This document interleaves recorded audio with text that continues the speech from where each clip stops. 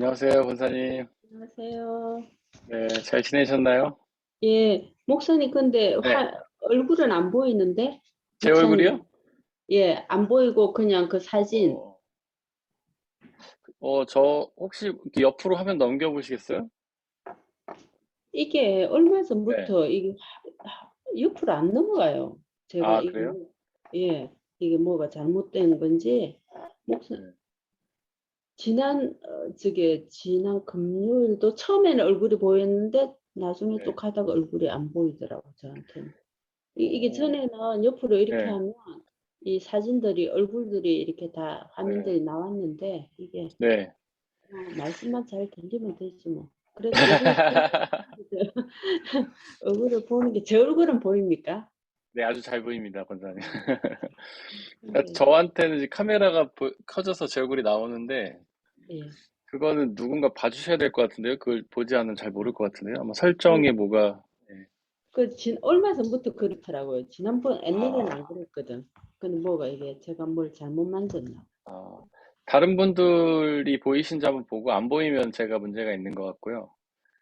하라자매님 근데 안녕하세요. 다른 분들은 이래 네. 들어오는 게 전혀 안 보여 나한테. 아, 예, 목사님 이 사진만 보이고. 그러세요. 예, 내한테 문제가 있나 봐요. 이게 한번 뭐가? 다른 분들한테 예, 물어볼게요. 예. 안녕하세요. 예찬형제님, 하라자매님. 안녕하세요. 안녕하세요. 안녕하세요. 네, 저 보이세요? 네, 제 보입니다. 얼굴 나와요? 네, 예, 그러면 권사님 그 설정을 예. 한번 익선형제나 누구 만져달라고 해야 되겠네요. 설정에 뭐가 변경이 됐나 봐요. 예, 그런 것 예, 같아요. 제 얼굴 안 보이는 것도 은혜죠, 뭐.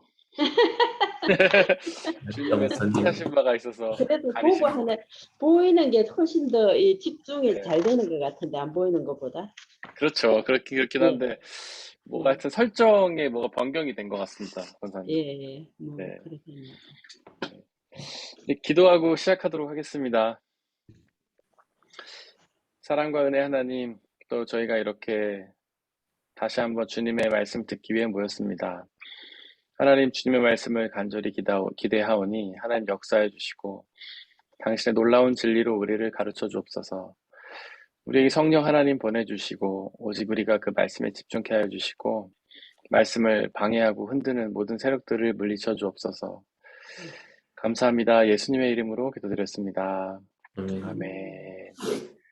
네, 이제 저희가 오늘은 그 신앙생활에 대해서 계속 나누고 있는데, 지난 시간에는 신앙생활을 방해하는 것들을 나눴었죠. 이번 시간에는 신앙생활을 어떻게 하면 올바로 할 수 있는지 한번 나눠보려고 합니다. 첫 번째로는 하나님 중심의 삶인데, 거기 로마서 14장 8절 말씀 함께 읽겠습니다. 시작. 우리는 살아도 주님을 위하여 살고, 죽어도 주님을 위하여 죽습니다. 그러므로 우리는 살든지 죽든지 주님의 것입니다. 아멘. 아멘. 네, 우리가 올바른 신앙생활은 하나님 중심의 삶이죠. 네, 굉장히 당연한 이야기 같은데, 사실은 저희가 잘 못하고 있는 것 중에 하나입니다. 많은 사람들이 신앙생활을 한다면서 하나님을 중심에 놓고 그분의 뜻을 구하고 그분의 뜻에 우리의 삶을 맞추려고 하기보다는 오히려 반대로 가죠.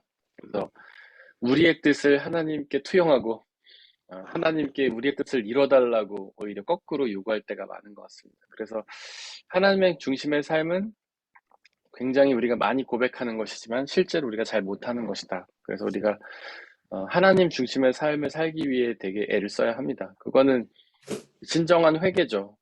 우리는 어쩔 수 없이 자기 중심으로 살 수밖에 없어요. 요즘에 이렇게 제가 나르시즘에 대한 강의들을 좀 많이 듣는데, 왜냐하면 나르시시즘이 죄라고 이야기하잖아요. 그러니까 죄가 곧 교만인데, 교만은 나르시시즘은 이제 자기를 사랑하는 자기 연민, 자기 중심 이런 게 나르시시즘인데, 이제 죄가 곧 교만인데 그게 요즘에는 나르시시즘이라는 그 언어로 이렇게 바뀌어서 설명이 되거든요. 그래서 이렇게 관심 있게 보는데, 나르시시즘 연구가들이 하는 말이 일단 기본적으로 모든 사람에겐 다 나르시시즘이 있다는 거예요. 자기 연민이 있고 자기 중심성이 있다는 거죠. 그거는 부인할 수가 없는 사실이에요. 그래서 그것들을 모두가 갖고 있고 모두가 극복하기 어려워한답니다. 그러나 이제 정도의 차이가 있는데 뭐 보통 사람들은 그걸 갖고 있지만 그래도 어느 정도 이제 자기가 컨트롤이 되고 너무 드러내지 않는 방식으로 가고 남을 위해서도 살고 이렇게 할 수도 있는데 아주 심한 사람들은 그거에 완전 사로잡혀서 자기 중심으로 완전 살고 자기 연민에 사로잡혀서 살고 모든 삶을 이제 자기 중심으로 살고 그 주위에 있는 모든 사람들이나 모든 것들을 다 자기를 위한 도구로 쓴다는 거죠. 근데 어쨌든 모든 사람들이 그런 자기 연민을 갖고 있다는 것은 부인할 수 없는 사실인 것 같습니다. 우리가 신앙생활할 때도 그런 모습이 많이 나타나죠. 결국 신앙이 우리에게 요구하는 것은 그 자기 연민을 버려라. 나르시즘을 버려라. 자기 중심성을 버려라는 것이 신앙의 이제 중심이고, 그 자기 중심성을 버리고 하나님 중심으로 살아라 하는 것이 신앙의 핵심인데, 그것들을 우리가 이제 계속 위해서 기도하면서 우리를 변화시켜 나가는 것. 자기 중심성에서 하나님 중심으로 변하는 것. 그것이 바로 회개고, 그것이 바로 믿음인 것 같습니다. 그런데 이제 그 나르시시즘을 강의하는 사람들이 하는 말이 이렇게 나르시시즘에 사로잡힌 사람들은 반드시 불행하다는 거죠. 행복하지가 않다는 거예요. 기쁘지 않다는 거예요. 자기만을 위해 살면은 굉장히 기쁠 것 같은데 이제 갈수록 그게 오히려 슬퍼진다는 겁니다. 현실적으로 우리도 그렇지만 굉장히 이기적이고 자기 연민에 빠진 사람들은 거리를 두게 되잖아요. 처음에는 뭐 친하게 지내더라도 좀 부담스럽죠. 자기밖에 모르는 사람들은 이기적이고 예를 들어서 뭐 서로 이렇게 만나는데 한 5번 만났으면은 그래도 내가 3번 밥 샀으면 저 친구가 한두 번쯤은 사야 만남도 이어가고 그러는데 나르시시스트들은 이제 계속 자기를 위해 살기 때문에 뭐 그러지 않는다는 거죠. 뭐 당연히 얻어먹는 걸 당연하게 생각하고 이제 자기 외에 다른 사람들을 막 다 종처럼 생각하고 자기를 뭐 이렇게 좀 좋아해주고 자기를 위해 뭔가 선물해주고 대접해준 걸 당연하게 생각하니까 이제 그런 사람들은 이제 교제를 하다 보면 우리가 지치고 나르시스트들과 이제 거리를 두게 되고 이렇게 되는 거죠. 그런데 나르시스트들은 갈수록 외로워지고 고독해지고 불행해진다는 거예요. 근데 이제 사람이 정상적인 사람들은 그쯤 되면 이제 깨닫는다는 거죠. 아, 내가 뭐가 문제가 있구나. 내가 좀 사람들한테 잘못했구나. 그래서 나도 이제 자기중심성 좀 내려놓고 베풀고 살아야지 이렇게 하는데 나르시스트는 그거를 못 깨닫는답니다. 그래서 계속해서 그렇게 남을 혹사시키고 남에게 피해를 주고 자기의 욕구를 위해서 사용하면서도 그러면서 사람들이 자기를 떠나고 이제 혼자 남게 되는데도 그 사실을 깨닫지 못하고 오히려 더 괴팍한 방식으로 누군가 하나 이제 좀 가까워진다 싶으면 그 사람들 오히려 더 이제 더 착취하는 방식으로 그렇게 사람들이 변해간다고 한다는 것이죠. 그래서 이렇게 나르시시즘에서 벗어나는 것은 굉장히 어려운 일이고 그 나르시시즘에 빠질수록 우리는 더 불행해지고 더 힘들어진다. 그럼 반대로 어떻게 해야지 우리가 행복해지는가 하냐면 당연히 하나님 중심으로 가야 한다는 거죠. 온전한 회개를 이루는 거죠. 자기 중심성, 자기 연민에서 벗어나 하나님 중심, 하나님 사랑으로 가게 되면 우리는 오히려 기쁨과 자유와 행복과 평안을 누릴 수 있게 된다. 이게 성경의 가르침입니다. 근데 그게 우리가 그냥 단순히 어떻게 머리로만 아는 게 아니라 현실적으로 그렇다는 거예요. 하나님을 정말 사랑하고 그분 중심으로 사는 사람들은 행복하죠. 왜냐하면 하나님께서 그들의 삶을 책임지시고 그들의 필요를 또 채워주시고 오히려 그렇게 나누고 베풀고 사랑하는 사람들 곁에 다른 사람들이 더 모이고 그러면서 이제 저희가 점점 더 기쁨과 자유를 누리게 되기 때문에 하나님 중심으로 살아가는 것이 오히려 기쁨과 자유를 얻을 수 있는 방법이다라는 겁니다. 뭐 이런 거는 다 이해가 되시는 부분이죠. 뭐 우리가 굳이 길게 설명하지 않아도 이해가 되시는 부분인 것 같고 알지만 잘 안 되는 부분이죠. 알지만. 네. 하나님 중심으로 살아야 되고 우리가 나르시시즘에서 벗어나서 자기 중심성과 자기면서 벗어나야 된다는 거 다 알지만 잘 안 되는 부분인데 성경의 가르침은 그겁니다. 우리의 힘으로는 아무것도 할 수 없다. 그게 모든 사람이 죄인이라는 선포의 핵심이죠. 우리의 힘으로는 아무것도 할 수 없다. 그럼 어떻게 해야 하는가? 하나님을 의지해야 한다는 거죠. 성령 하나님을 의지해야 한다. 그러니까 자기 중심성에서 벗어나 하나님을 의지하는 것조차도 우리의 힘으로 할 수 없고 성령 하나님의 도우심을 구해야 한다. 그래서 우리가 죄인이라는 고백을 그냥 이렇게 흘려듣는 것이 아니라 이런 식으로 생각을 해야 되는 거예요.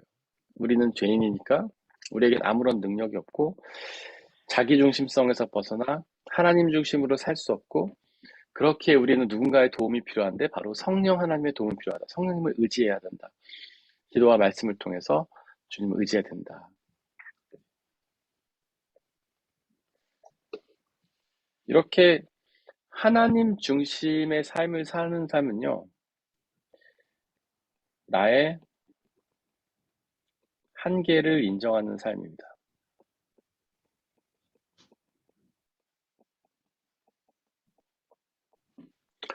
자신의 한계를 인정하는 사람만이 하나님 중심으로 살 수 있어요. 그러니까 다른 말로 하면 자신이 죄인이라는 사실을 인정하는 사람만이 하나님 중심으로 살 수 있어요. 그래서 우리의 신앙의 시작은 자신이 죄인임을 깨닫는 거죠. 자신이 죄인임을 깨닫지 못하는 사람은 신앙을 절대 가질 수가 없습니다. 그래서 하나님 중심의 삶은 나의 한계를 인정하는 삶인 거죠. 근데 그 나르시시즘 강의 듣다 보니까 나르시시즘에 겪고 있는 사람들이 제일 못하는 게 이거래요. 자기의 한계를 인정하지 못하는 거. 그래서 그 사람의 한계를 건드리면 폭발한다는 거예요. 그 사람의 연약함을 건드리면 폭발한다는 거예요. 그리고 자신의 한계를 극복할 수 없음을 자기는 받아들이지 않고 극복할 수 있는 방식으로, 극복해야 되는 방식으로 나가는데, 그래서 나르시시즘에 빠진 사람들은 자신의 장점에 집중하기보다는 한계에 집중한다는 거죠. 한계를 극복하고 한계를 이제 감추고. 근데 이제 한계를 극복하는 게 불가능하잖아요. 자신이 못하는 거를 완전히 극복하는 게 어렵거든요. 그 사람이 단점인데 그걸 극복하기 쉽지 않잖아요. 그러니까 그거를 포장하는 방식으로 가는 거죠. 자신의 한계를 보이지 않으려고 하고 감추려고 하고 포장하는 방식으로 살아간다는 거죠. 그러나 한계를 인정하는 삶이 바로 하나님을 중심에 두고 민정하는 삶인 거죠. 한계. 하나님은 우리 모두에게 한계를 주셨잖아요. 여러분들 우리가 많이 가지는 고민 중에 하나가 그거 아닙니까? 왜 태초에 하나님은 아담과 하와가 죄 가운데 죄를 선택하도록 불순종할 수 있도록 놔두셨을까? 이런 질문을 많이 하잖아요. 하나님께서 좀 더 강한 의지를 주셨다면 아담과 하와는 그 죄를 선택하지 않고 하나님을 선택했을 거 아니에요. 근데 왜 하나님께서 아담과 하와를 연약하게 만드셔가지고 죄를 선택하게 만드셨을까? 다른 말로 하면 왜 하나님께서 아담과 하와에게 한계를 주셨을까? 물론 그런 질문 많이 하지 않습니까? 그래서 그 죄의 원인을 하나님께로 돌릴 때도 있어요. 어떤 사람들 그렇게 얘기하죠. 사탄이 유혹을 했기 때문에 아담과 하와가 죄 넘어간 거 아니냐. 근데 여러분들 사탄이 유혹을 한 것도 맞는데 유혹을 했을 때 그 유혹에 넘어가려는 마음이 우리 안에 없으면 그 유혹이 의미가 없어요. 그러니까 다시 말해서 사탄이 선악과를 먹으라고 유혹을 했는데 아담과 하와 안에 선악과를 먹고 싶다는 마음이 없었다면 먹지 않았겠죠. 그러니까 사탄의 유혹도 문제가 있지만 아담과 하와 속에 있던 그 유혹에 넘어가려고 하는 마음, 유혹에 넘어갈 준비가 돼 있는 마음, 그게 있었기 때문에 그 범죄가 이루어진 겁니다. 그러니까 단지 사탄의 유혹만을 탓할 것이 아니라 아담과 하와 속에 있던 그러니까 죄를 향한 경향성이라고 표현하는데 죄를 향한 경향성, 다른 말로 하면 한계죠. 그것이 있었음을 이제 인정해야 된다는 거예요. 우리 모든 사람들이 이렇게 있는데 이제 우리의 여러 가지 죄의 유혹이 있잖아요. 사람들이 대부분 모든 죄에 다 넘어가는 게 아니에요. 어떤 유혹에는 강한데 어떤 유혹에는 약합니다. 네. 뭐 예를 들면 어떤 사람들 이거는 뭐 죄는 아니지만 굳이 예를 들자면 어떤 사람들은 잠에 약하고 어떤 사람들은 잠에는 강하지만 먹을 거에 약하고 어떤 사람들은 먹을 거에 강하지만 돈에 약하고 어떤 사람은 돈에 약하지만 명예에 약하고 그러니까 사람마다 다 연약한 부분이 있어요. 근데 그 사탄은 그 연약한 부분을 공격해서 그 사람을 죄 가운데 넘어간다는 겁니다. 그러니까 사람마다 한계가 있고 그 한계 때문에 우리는 범죄하게 된다는 거예요. 우리 그런 기도하잖아요. 하나님, 다 괜찮은데, 다 건드려도 괜찮은데, 이거 건드리시면 저 정말 참기 힘들어요. 이런 거 다 있지 않습니까? 저만 있나요? 아니요. 여러분도 있으시죠? 예. 대부분 어머니들은 이제 자녀인 경우 되게 많아요. 다 건드려도 되는데 내 자녀 건드리면 나 못 참는다. 남자는 좀 명예인 경우가 많죠. 자존심. 다 좋은데 내 자존심은 건드리지 마. 내 자존심 건드리면 나 못 참아. 있거든요, 이런 게. 다 한계예요. 연약함인 거죠, 그 사람의. 근데 그거를 누가 주셨냐? 하나님이 주셨다는 거죠. 우리를 창조하실 때 다 강하게 만드셨으면 상관이 없는데 왜 우리에게 한계를 주셨을까? 왜 우리에게 연약함을 주셨을까? 그러니까 태초에 아담이 창조할 때 이미 그 한계를 갖고 있었잖아요. 선악과를 먹고 싶어 하는 한계. 그거는 유혹을 당하기 전에 이미 아담에게 있었잖아요. 근데 그거는 하나님이 주셨다라고 막 말할 수가 없는 거죠. 왜냐하면 창조 때 이미 갖고 있었던 거니까. 그렇다면 한계는 하나님이 주신 게 맞는데 과연 그 한계를 하나님이 왜 주셨을까 한다는 거죠. 어떻게 생각하세요, 여러분들? 왜 주셨을까요, 하나님이?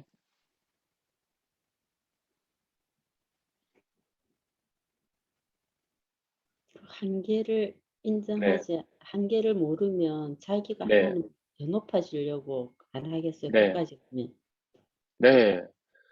맞습니다. 그러니까 권사님 말씀을 조금 각색을 해보면, 한계가 바로 하나님께 나아가는 축복의 통로가 된다는 거죠. 한계를 통해서 하나님께 나갈 수 있다는 거죠. 우리가 완전하면 하나님이 왜 필요합니까? 내가 하나님인데 뭐 다 완전한데 하나님이 왜 필요해요?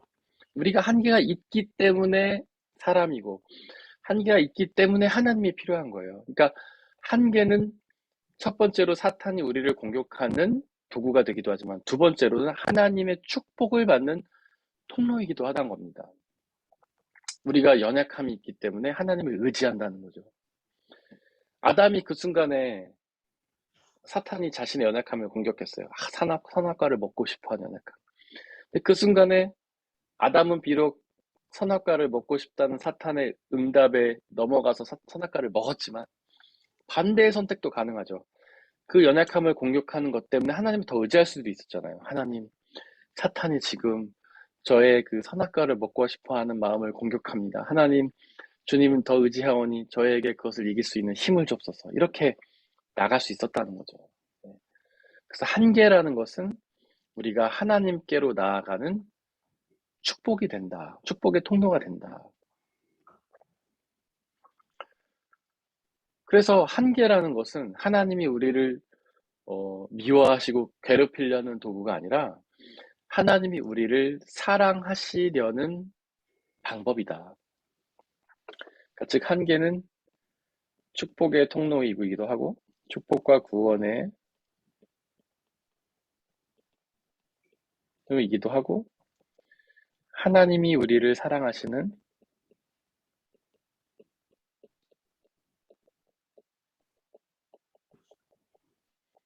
통로다라는 거죠. 바로 이것을 깨닫고 한계라는 것. 근데 이제 우리는 아는 경우에 그 한계를 되게 원망하고 불평하죠. 하나님 저에게 왜 이런 한계를 주셨습니까? 네. 제가 좀 더 괜찮은 사람이 되었다면 하나님 더 잘 섬길 수 있었을 텐데 왜 저에게 이런 한계를 주셨습니까? 그래서 바울 같은 경우에도 어떤 그 병이라는 한계가 있어서 그 병을 극복하기 위해서 기도도 하고 많이 했잖아요. 하나님은 한계를 고치시기보다는 내버려 두시는 거죠. 왜냐하면 한계는 축복과 구원의 통로며 하나님 우리를 사랑하시는 통로니까. 그 한계를 통해 하나님께 더 나아가고 하나님 더 붙잡으니까. 한계는 하나님이 우리를 사랑하시는 축복가 된다. 그래서 우리는 한계를 그걸 벗어버리려고 하기보다는 오히려 인정하고 감사하면서 그것을 하나님께 오히려 맡겨드리는 그런 모습이 돼야 된다는 겁니다. 이렇게 한계를 인정하는 사람은요, 하나님을 사랑할 수 있는 거예요.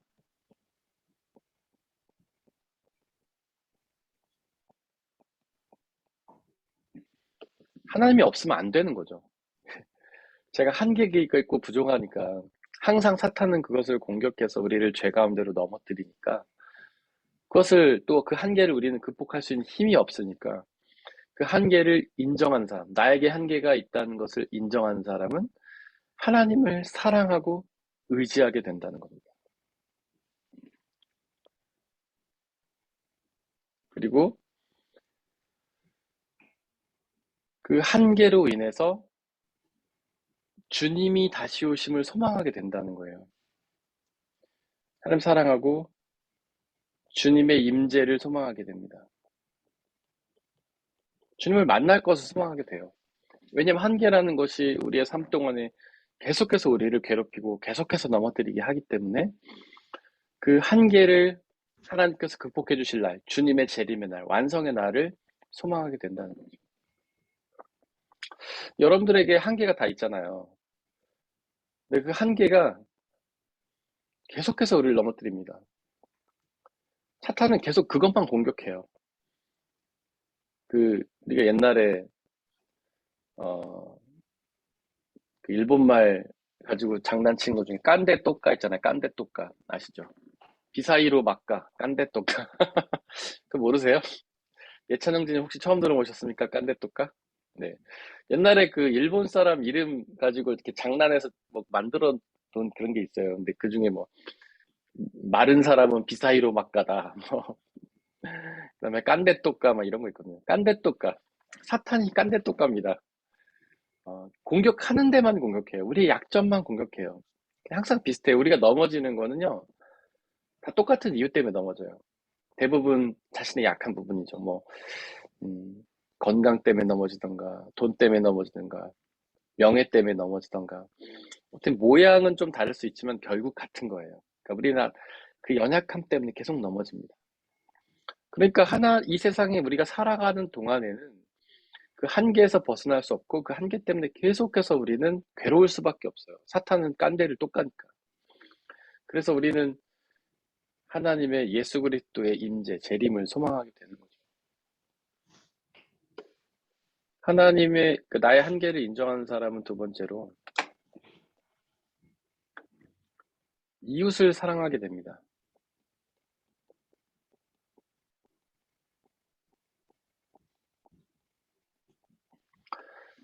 그 이유는 내가 한계가 있기 때문에 나 혼자 이 세상을 극복할 수가 없다는 사실을 알기 때문이죠. 다른 누군가, 나의 한계를 보완해줄 다른 누군가가 우리 곁에 있어야 된다는 사실을 알기 때문입니다. 네.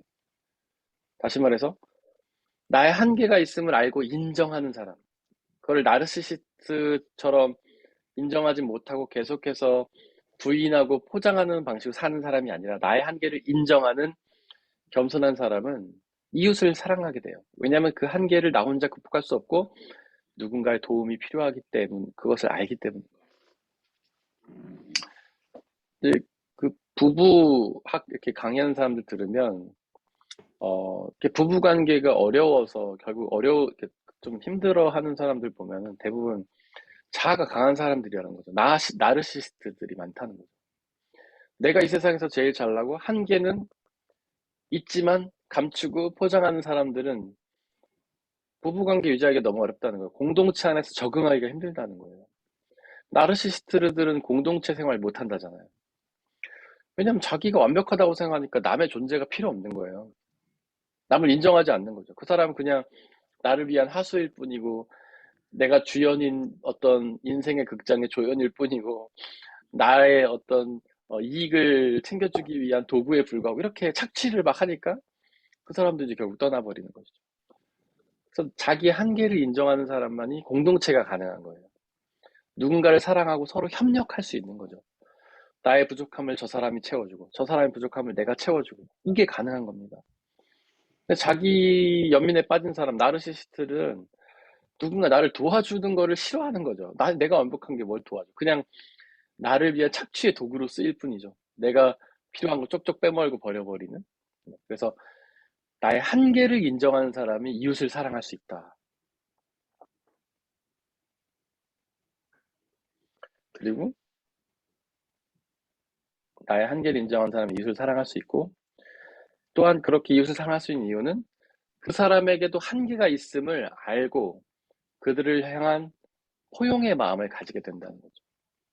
이웃을 사랑할 수 있는 방법은 첫 번째로 나의 한계를 알기 때문에 이웃의 도움을 필요로 하게 되고, 두 번째로는 그 사람의 한계도 알고 포용하게 된다는 거죠. 근데 사람들 중에 그런 사람도 있잖아요. 다른 사람의 실수에 대해서 관대하지 못한 사람들. 너는 왜 그렇게 실수하냐? 왜 그거 좀만 참으면 하는데 왜 못하냐? 그런 사람들은 보통 자기 연민에 빠진 사람들이에요. 자기가 너무 확실하고 자기는 노력해서 다 이룰 수 있다고 생각하고 자기는 어떤 원하면 자기가 노력만 하면 어떤 성과 업적을 이룰 수 있다고 생각하니까 다른 사람들에게도 똑같은 잣대를 들이대는 거예요. 너 열심히 해봐. 네가 안 하니까 그렇게 못하는 거지.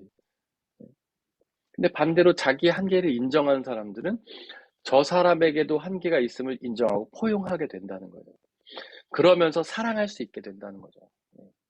그래서 이웃을 사랑하기 위해서는 반드시 자신의 한계를 인정해야 되는 겁니다. 그리고 자신의 한계를 인정하는 사람은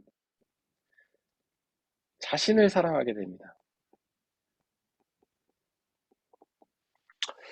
굉장히 긴장이 있어요. 여러분들, 우리는 자기 연민이나 자기 중심에 빠져서는 안 되지만 자기 자신을 사랑해야 됩니다. 굉장한 긴장이 있어요. 나 자신을 사랑해야 되는 이유는 우리가 하나님의 피조물이기 때문에, 전능하신 하나님께서 사랑하셔서 창조하신 피조물이기 때문에 우리는 우리 자신을 사랑해야 됩니다. 예수님께서 그러셨잖아요. 너는 너의 이웃을 내 몸처럼 사랑해라. 우리가 나의 이웃을 내 몸처럼 사랑하려면 우리는 먼저 우리의 몸을 사랑해야 돼요. 우리를 사랑해야 돼요.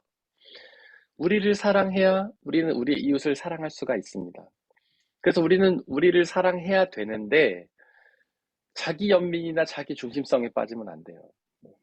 내 중심적으로 이 세상을 살고 이 세상의 모든 것들은 나를 위한 조연이고 하나님마저도 나를 위한 도구고, 이거는 자기 중심성, 자기 연민이고, 하지만 하나님의 창조를 믿고 그분의 중심적으로 살아가지만 그럼에도 불구하고 나 자신을 사랑하는 것. 이게 우리의 신앙의 가르침이에요. 그 신앙인들 중에 자신을 사랑하지 못한 사람이 많아요.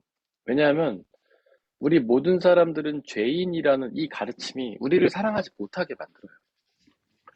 내가 죄인이야. 이거를 맨날 고백하다 보니까 되게 못난 사람처럼 느껴지는 거죠. 아, 나는 진짜 쓸모없는 인간인가 봐. 하나님이 실패하신 그런 실패물인가 봐. 난 맨날 자책하게 되고, 죄를 돌아보면서 자책하게 되고, 이럴 경우가 되게 많아요. 하지만 우리는 죄인이기도 하지만 하나님의 피조물이에요. 그래서 우리는 우리를 사랑하되, 하나님이 우리를 창조하신 피조물임을 알고 사랑을 하되 우리의 한계를 인정하는 방식으로 가야 된다. 그렇게 한계를 인정하면 나를 사랑하게 돼요. 우리는 우리를 사랑하지 못한 이유가 뭡니까? 우리 한계를 받아들이지 못하기 때문이잖아요. 나는 또 실수했어.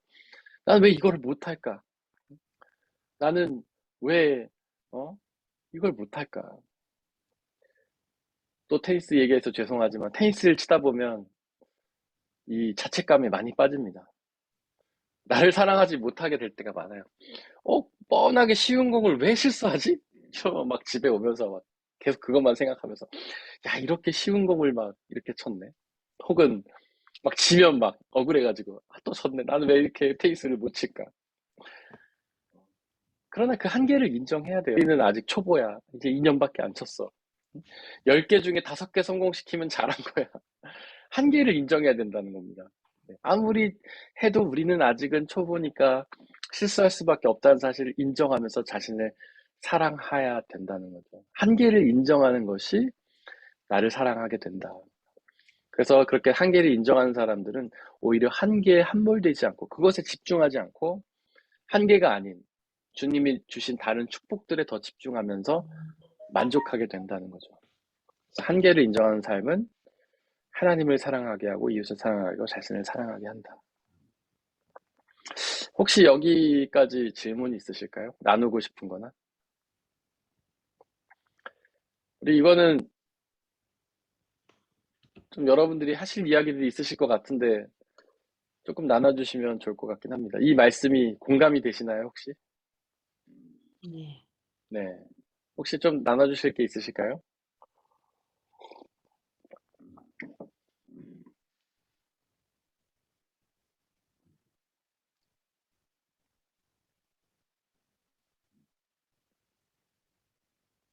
한계를 인정하는 게 쉽지는 않죠. 잘 안 되긴 하죠.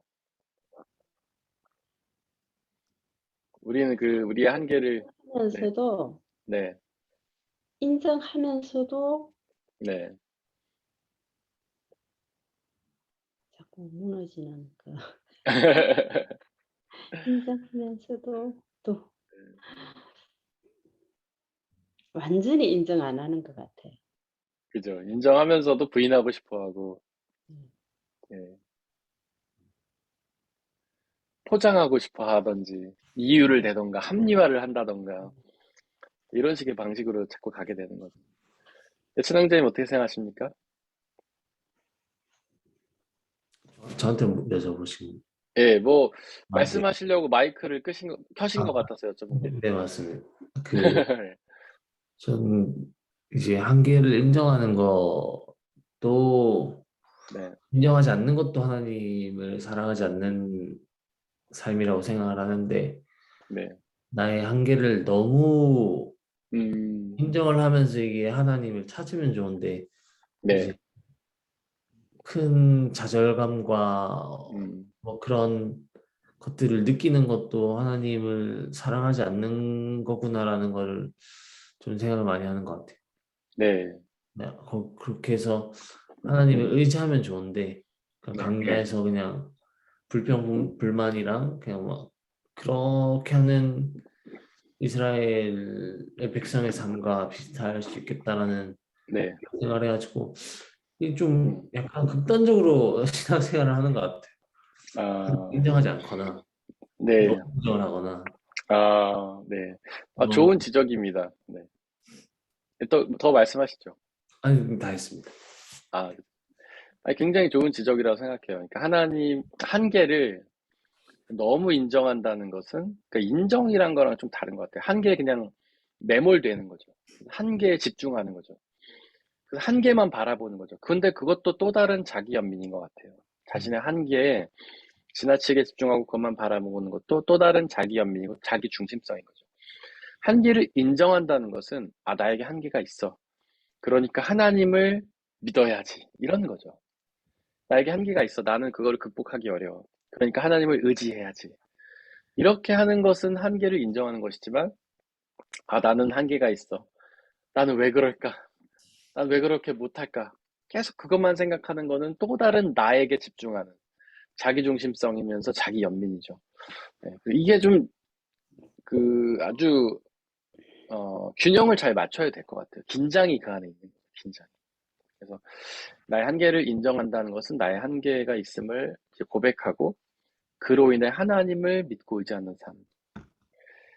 어, 예를 들어서 목사인 저는 모든 걸 잘할 수는 없잖아요.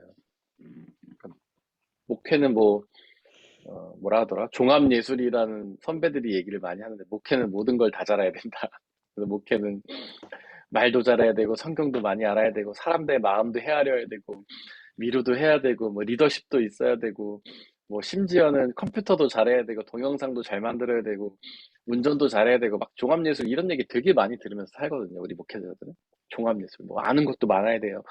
뭐 성경에 대해서도 알아야 되지만 일반 상식도 알아야 되고, 과학도 알아야 되고, 예술도 알아야 되고. 그래서 공부를 많이 해야 된다 이런 얘기 되게 많이 듣는데, 그렇지만 우리에게는 한계가 있잖아요. 못하는 게 있잖아요.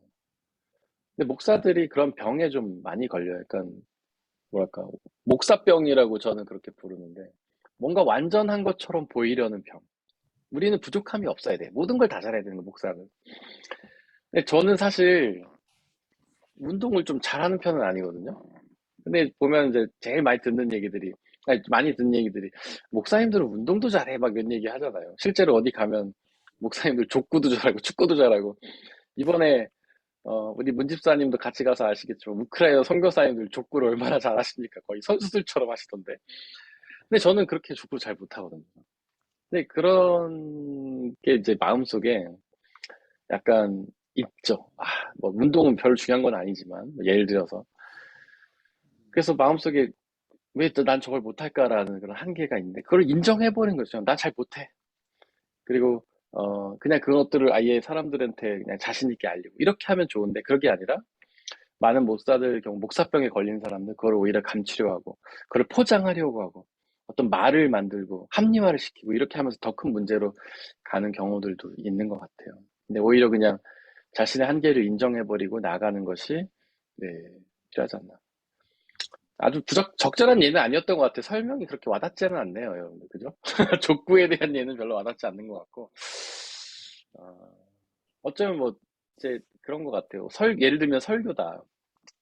설교 잘하시는 목사님들 있잖아요. 말을 막 청선 유수처럼 잘하고, 그냥 그런 어떤 설교를 통해서 사람들에게 감동을 주고, 어떤 감화를 주고 그렇게 하는데, 저는 말꾼은 아닌 것 같아요. 말 재주를 통해서 어떤 사람들을 이렇게 몰입하고 사람들에게 어떤 감동 감아주고 이런 스타일은 아닌 것 같아요. 그냥 어떤 그 설교나 이런 것들을 좀 논리적으로 하면서 그 설득시키려고 애를 쓰는 건 있지만 어떤 감정적인 부분을 자극하는 스타일은 아닌 것 같아요. 근데 그런 것들을 내가 못한다고 막 생각하고 그런 것들을 오히려 포장하고 합리화시키고 이렇게 하면은 하나님의 영광을 오히려 가리는 것이고 저 스스로도 계속해서 어떤 죄책감이나 어떤 자존감이 낮아지고 이런 것들을 경험하게 되고 오히려 그런 것들을 그냥 인정하고 하나님 앞에서 제가 가진 잘하는 것들을 그냥 감사하면서 그런 것들을 계속 발전시켜 나가는 것이 오히려 하나님께도 영광이 되고 저 스스로도 좀 자유와 기쁨을 누리게 되는 게 아닌가 싶습니다. 어쨌거나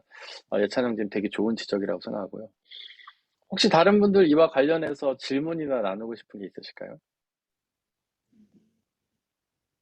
한계를 인정한다, 이 부분에 대해서.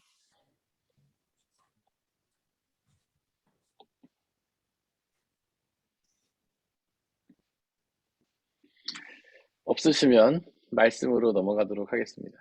네. 거기 보면 마태복음 4장 4절 말씀 있는데 함께 읽겠습니다. 시작. 예수께서 대답하셨다. 성경에 기록하기를 사람이 빵으로만 살 것이 아니라 하나님의 입에서 나오는 모든 말씀으로 살 것이다 하였다. 마태복음 4장 4절 말씀. 아멘. 네, 우리 사람은 빵으로만 살 것이 아니죠. 근데 빵이 없어서는 안 되지만 빵을 그러니까 중심에 두고 빵을 우리의 목표에 두고 살아서는 안 된다는 겁니다. 빵을 구하는 사람은 탕자와 같은 사람이라고 할 수 있죠. 어떤 아버지보다도 그의 유산에 더 관심을 두는 사람. 그러니까 우리가 하나님을 믿을 때도 하나님 그 자체보다는 하나님이 주시는 어떤 은혜에 더 관심을 두는 사람. 그런 사람을 빵에 집중하는 사람이라고 할 수 있겠죠. 네. 하나님이 우리를 창조하시고 구원하신 이유는 하나님께 우리가 집중함으로 우리가 깊은 교제를 나누기 위함인데 우리는 하나님을 정말 사랑하고 그분과 깊은 교제를 나누는 것에 관심이 있다기보다는 그분이 주시는 어떤 떡고물에 관심이 있다면 그거는 이제 진정한 믿음이라고 할 수 없겠죠. 하나님도 결국 기뻐하시지 않을 수밖에 없겠죠. 그런데 이제 여기서 탕자 이야기에서 그렇게 어떤 아버지의 유산에 관심을 갖고 아버지와의 관계를 이어오던 탕자가 그 유산을 갖고 세상에 나가서 어려움을 겪을 때, 그리고 그 모든 것을 다 잃었을 때 다시 하나님께로 돌아오잖아요. 그게 되게 중요한 내용인 것 같아요. 우리가 뭔가를 가졌다고 생각할 때는, 자기 확신이 있을 때는, 자기 중심적으로 살 때는 오히려 세상에서 어려움을 당하지만 그 고난을 통해서 어려움을 통해서 자기 가진 것들을 다 잃었을 때 결국 자기 중심적으로 살 수 없는 상황이 됐을 때 자신의 힘과 노력으로는 어려운 극복할 수 없는 상황이 왔을 때 하나님을 결국 다시 의지하게 된다는 거죠. 네. 한계를 인정하는 삶, 나의 한계, 내가 부족하고 연약하고 내 힘으로는 뭔가 할 수 없을 만큼 한계를 인정하는 삶이 되었을 때에 하나님께로 다시 돌아올 수 있게 된다. 그러면 그때부터는 우리는 무엇을 위해 살아야 되는가 하냐면 하나님의 말씀으로 살아야 합니다. 말씀으로 산다는 게 무슨 뜻일까요? 말씀으로 산다.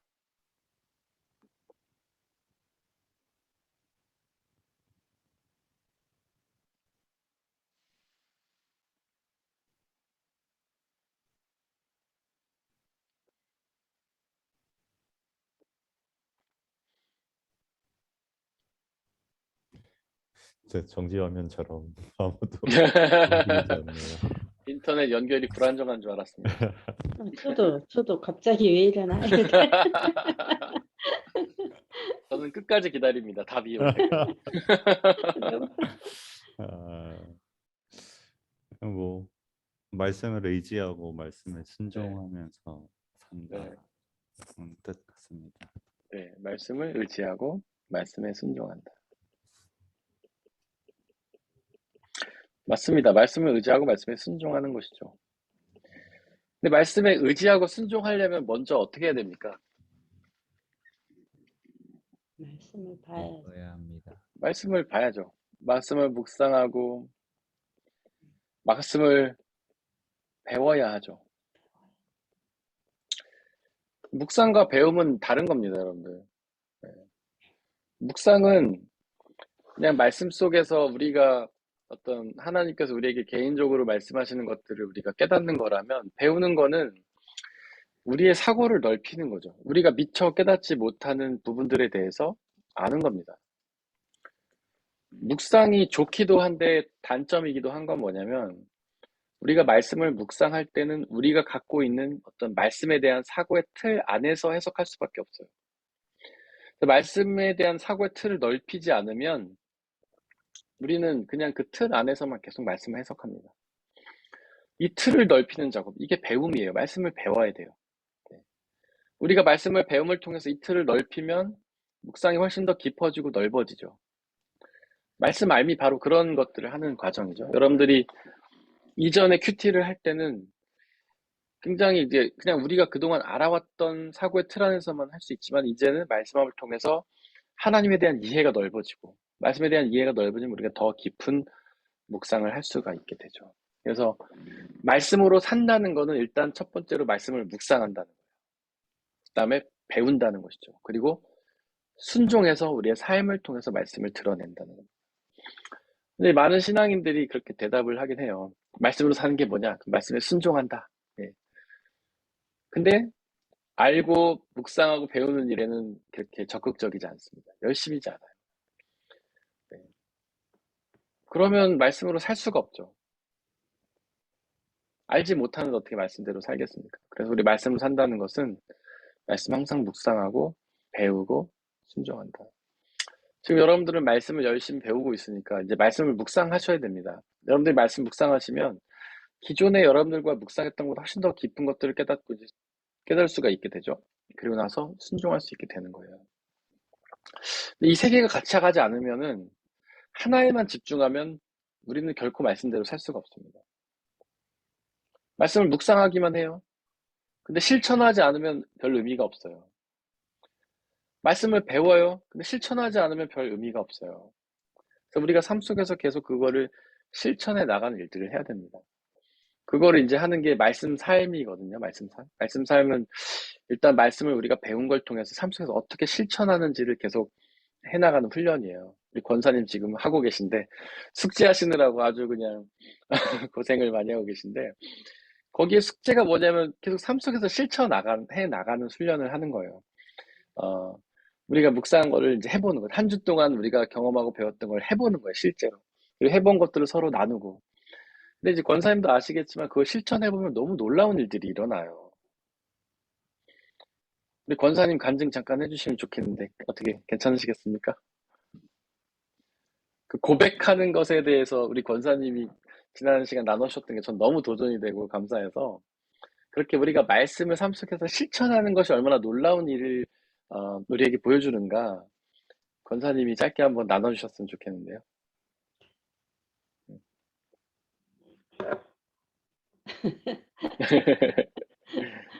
이렇게 자꾸 말하면 이거 네. 좀 그런데 괜찮습니다. 그래 저는 말씀 3을 통해서 제가 제일 먼저 깨닫고 해야 되는 것은, 어쨌든 하나님께서 나를 사랑하셔서 택하시고 또 나의 삶을 인도하시면서 내가 하나님의 뜻을 이렇게 깨달아가면서 그 뜻대로 행해야 되는데, 그 행함에 있어서 이제 전도하는 것이다. 음, 그게 이제 결론이 와 닿았어요.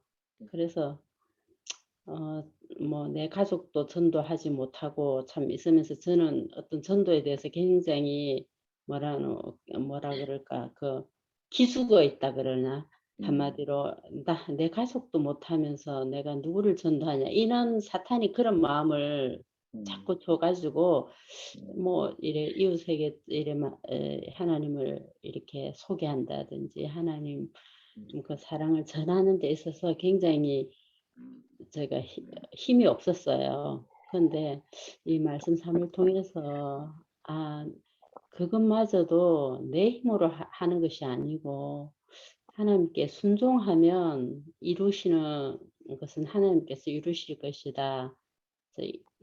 뭐 그런 배움을 통해서 어쨌든 뭐 입을 떼서 어쨌든 예수 한 믿어 바라고 어떤 한 분에게는 너무 그분은 세상적인 분이고 어 그래서 예수님에 관해서 또 모르는 분이 아니에요. 알면서 너무 세상을 사랑하는 사람이라서 그분한테는 "예수 한 믿어 보십시오. 믿으면 당신한테 절대 손해가 되지 않을 겁니다." 요 정도로밖에 못 하겠더라고요. 근데 어떤 한 분에게는 어 예수 믿냐고 물어보니까 믿는데 지금은 교회를 안 나가고 있대서 그러면 우리 교회를 나오라고 한 적이 있었고 음, 어 그리고 또 나름대로 인제 전도 편지 내지 서신 안부 내가 음, 전도 대상자에게 인제 일 주일에 한 번씩 꼭 가능하면 음, 어 예수님의 영상 같은 거라든지 거기에 음, 좋은 글이 있다든지 이런 거와 같이 너무 내가 긴 말을 쓰면 뭐 상대방이 또 뭐 자기를 가르치려 하냐 이렇게 다 저보다 음, 똑똑한 세상적으로 다 똑똑한 분이기 때문에 그런 마음이 들까 봐 그냥 이렇게 음, 말씀을 그대로 인제 그냥 음, 고렇게 적어 가지고 한번 보내기도 하고 인제 이런 과정이 있습니다. 근데 하나님께서 하시더라고요. 또 교회 오시게 할 자는 오시게 하시고 네, 그래서 저는 어쨌든 '순종해야 된다. 음, 전해야 된다.' 그래서 네, 그 일에 좀 더 열심히 하려고 노력하고 있습니다. 네, 감사합니다. 우리는 순종까지만 하면 됩니다. 그런 말도 있잖아요. 바울이 씨를 뿌리고 아볼로가 물을 주었을 때 자라게 하시는 게 하나님이시다. 우리는 씨만 뿌리면 돼요. 성경이 전하라고 하셨으니까 전하기만 하면 되고, 그 열매는 주님이 맺게 하실 겁니다. 그게 당장이 될 수도 있고 나중에 될 수도 있겠지만, 권사님 뿌린 씨앗들이 언젠가 열매 맺어서 그들이 복음의 열매가 될 거라고 생각하고요. 가족은 원래 어렵습니다. 제일 어려운 게 가족이고, 하지만 그렇게 가족을 위해서도 기도하시면서 복음의 씨를 뿌리면 언젠가 열매를 맺을 거라고 생각하고요. 바로 이런 삶이 말씀에 순종하는 삶인 거죠. 성경을 묵상하고 배웠더니 고백해라. 하나님에 대해서 고백하는 것이 믿음이다. 이렇게 가르치고 있으면 그대로 고백하는 것. 이것이 말씀에 순종하는 삶이고 말씀을 살아내는 것이죠. 그렇다면 과연 왜 우리는 말씀으로 살아야 할까요? 말씀으로 살아야 하는 이유가 무엇일까요?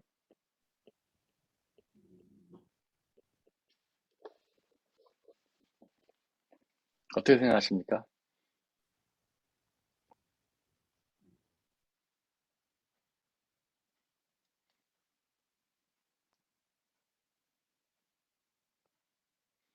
하나님의 뜻 나를 향한 하나님의 뜻이고 나를 네. 하셔서 그 길로 가기를 원하시니까 말씀으로 살아야 되지 않을까요? 네, 하나님의 뜻이기에. 맞습니다. 하나님의 뜻이 담겨 있죠, 말씀 속에는. 말씀 속에는 이미 하나님이 우리를 향한 뜻이 있고, 우리를 향한, 길을 다 알려주셨어요. 어떻게 살으라고. 음. 우리는 이제 그대로 살아야겠죠. 하나님의 뜻이 그 가운데 있으니까. 또 어떤 게 있을까요? 여러 가지 이유가 있을 수 있을 것 같아요. 또 우리는 말씀대로 살아야 되는 이유가 무엇일까요?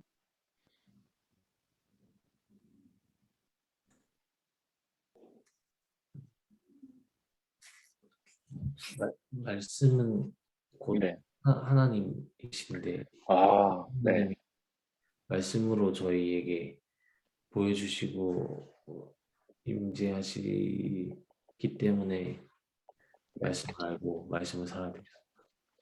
맞습니다. 네. 역시 말씀함을 하신 분답게 굉장히 좋은 대답을 주셨. 하나님은 말씀이시기 때문에 그래요. 네. 우리는 이제 하나님의 말씀을 좀 하나님보다는 아래급으로 생각하지만 그렇지 않아요. 동급이에요. 우리가 하나님을 사랑한다는 건 말씀을 사랑한다는 거고, 하나님에 순종한다는 건 말씀에 순종한다는 거예요. 말씀이 곧 하나님이시기 때문에 우리는 말씀을 순종하며 살아야 됩니다. 제가 왜 말씀이 하나님이신지는 설명드렸죠. 물론 실제 하나님은 말씀보다는 더 위대하시고 전능하신 분이죠. 하지만 우리는 그 말씀으로만 하나님을 경험할 수 있기 때문에 말씀이 곧 하나님이신 거예요. 하나님은 말씀보다 더 지혜롭고 더 놀라운 것들을 많이 갖고 계시죠. 근데 우리에게 필요한 것들만 말씀하셨어요. 우리는 그 말씀을 통해서만 하나님의 뜻을 알고 하나님을 경험할 수가 있어요. 그러니까 말씀이 곧 하나님이죠.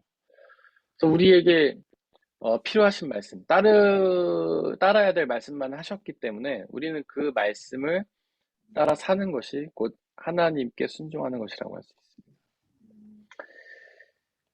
또 다른 이유가 있다면 무엇일까요? 왜 우리는 하나님의 말씀대로 살아야 될까요?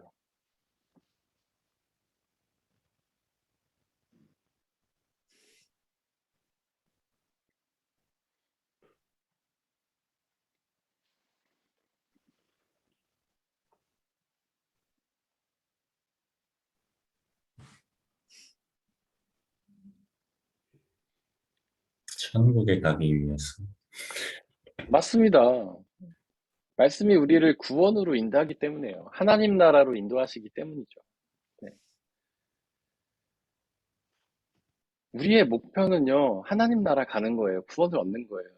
근데 그게 뭐 어떤 분들은 되게 유치한 목표다 이렇게 생각하는 분도 있어요. 야, 너 천국 가려고 하나님 믿냐? 맞아요. 천국 가려고 하나님 믿는 겁니다, 여러분들. 구원 얻으려고 하나님 나라에 가려고 하나님을 믿는 거예요. 근데 왜 너 천국 가려고 하나님 믿냐라는 질문 속에는 뭐가 포함이 돼 있냐면 어떤 뉘앙스가 있는 거냐면 천국은 좋은 곳, 뭐 이렇게 모든 좋은 것들 다 누리고 맛있는 거 맨날 먹고 뭐 좋은 집에 살고 좋은 차 살고 이런 데라는 어떤 편견을 갖고 있으니까 그거를 이렇게 조롱하는 식으로 질문하는 거거든요, 그게. 근데 그건 천국에 대한 오해예요. 천국은 그런 곳이 아니죠. 천국의 핵심은 하나님과 함께 있는 곳인 거예요. 하나님과 함께 있기 때문에 그 안에 하나님의 영원한 생명을 우리가 받아 누리는 것이고 하나님의 기쁨과 평화를 누리는 것이죠. 하나님과 함께 있는 것. 그러니까 우리는 하나님과 함께 영원히 있으려고 하나님을 믿는 거예요. 그게 바로 구원이고 하나님의 나라고 천국이고 영원한 생명이죠. 네, 맞습니다. 우리의 목표, 신앙의 목표는요, 구원이에요. 하나님 나라 가는 거예요. 그분과 함께 영원히 사는 것이 우리의 목표입니다. 지금 우리가 하나님 믿는 순간 이 땅에서 하나님 나라를 경험하긴 합니다. 완전하지 못하지만. 그래서 우리가 이 안에서 하나님과 어느 정도 교제하고 하나님 주시는 평화 자유를 누릴 수는 있어요. 완전하지 않지만 어느 정도는. 그러나 하나님 나라에 들어가서는 그거를 완전하게 누릴 수 있게 되는 것이죠. 또 뭐가 있을까요? 한 가지 정도 더 있습니다. 우리가 말씀대로 살아야 되는 이유.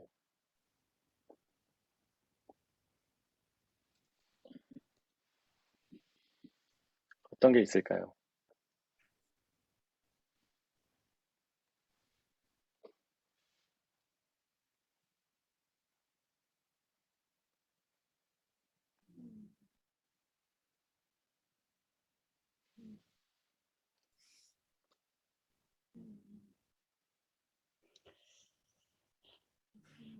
음, 누가 말씀을 하시려고 하셨던 것 같은데요. 우리가 이 네, 땅에서 구별된 네, 하나님의 자녀이기 때문에 세상의 자녀가 아니고 하나님의 자녀이기 네. 때문에 하나님 말씀대로 살아야 되는 거예요. 아, 네. 그것도 좋은 대답이 되는 것 같습니다. 하나님의 자녀이니까 하나님 말씀대로 살아야 되죠. 그러니까 우리가 하나님을 믿는 순간 우리 신분이 바뀌죠. 하나님의 자녀로. 그러니까 당연히 하나님의 말씀에 순종하며 살아야 되죠. 하나님의 자녀니까. 제가 사실 생각한 대답은 뭐였냐면 기쁨과 평안을 누릴 수 있기 때문에 기쁨과 자유, 평화를 누릴 수 있기 때문에 그렇습니다. 우리가 말씀대로 살면 우리 안에 기쁨과 자유와 평화가 임해요. 이거는 경험해 본 사람들이 압니다. 바울이 그랬죠. 하나님의 은혜를 맛보아 알지어다. 맛보아 알지어다. 경험해야 알 수 있다는. 우리가 그 말씀대로 살면 우리 안에 기쁨과 자유와 평화가 온다는 것은 해본 사람은 압니다. 네. 하나님의 말씀이 아니라 내 생각대로 살면 자기 중심성과 자기 연민에 빠져 살면은 우리는 반드시 불행하고 슬플 수밖에 없어요. 그거는 이제 현재 정신과 의사들이 하는 이야기예요. 그러나 자기 자신을 내려놓고 하나님 중심으로 살면, 하나님의 말씀대로 살면, 그 하나님의 중심대로 산다는 게 곧 말씀대로 산다는 거잖아요. 그 말씀대로 살면 우리는 기쁨과 자유와 평화가 올 수밖에 없어요. 왜냐면 하나님께서 그 뜻대로 우리의 삶을 이끌어 가시기 때문에 그렇습니다. 이런 이유들이 우리가 말씀대로 살아야 되는 이유입니다. 다 너무 좋지 않나요? 네. 다 우리에게 좋은 거잖아요. 구원도 주고, 기쁨과 자유와 평화도 주고, 하나님의 자녀로서 살 수 있게 하고, 얼마나 좋아요. 그러니까 우리는 말씀대로 살아야 되는 일, 즉, 말씀을 묵상하고 배우고 순종하며 살아가는 일에 애를 써야 하는 것이죠. 혹시 여기까지 질문이나 나누고 싶은 게 있으실까요?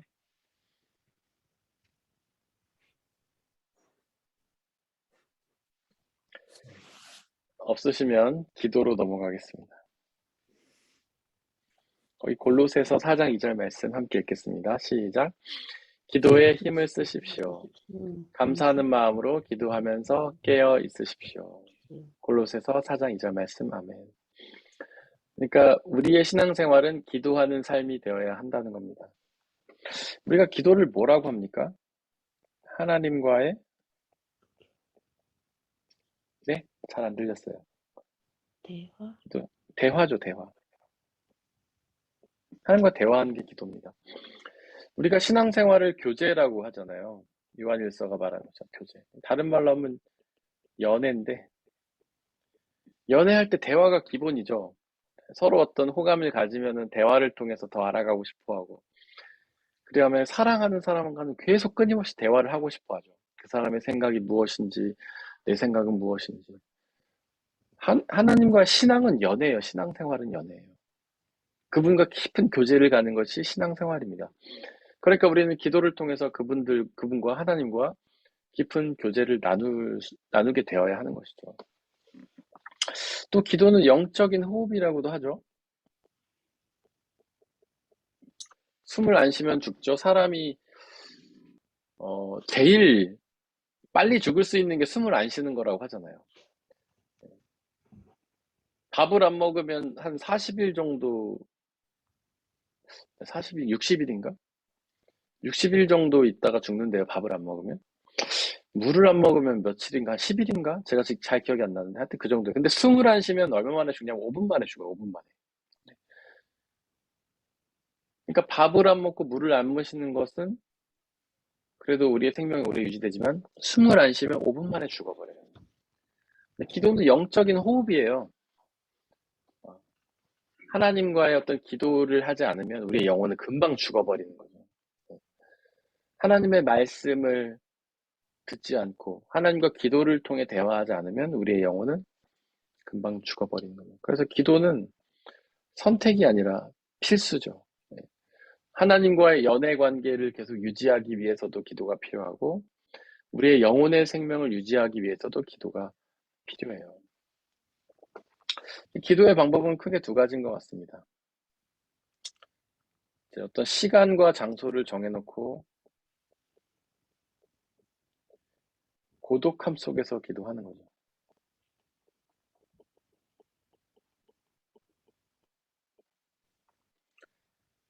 성경에 보면 많은 사람들이 고독 속에서 기도를 하면서 하나님과 만납니다. 특별히 모세가 시내산에 올라가서 하나님과 고독함 속에서 깊은 대화를 하잖아요. 그건 일상을 떠난 기도죠.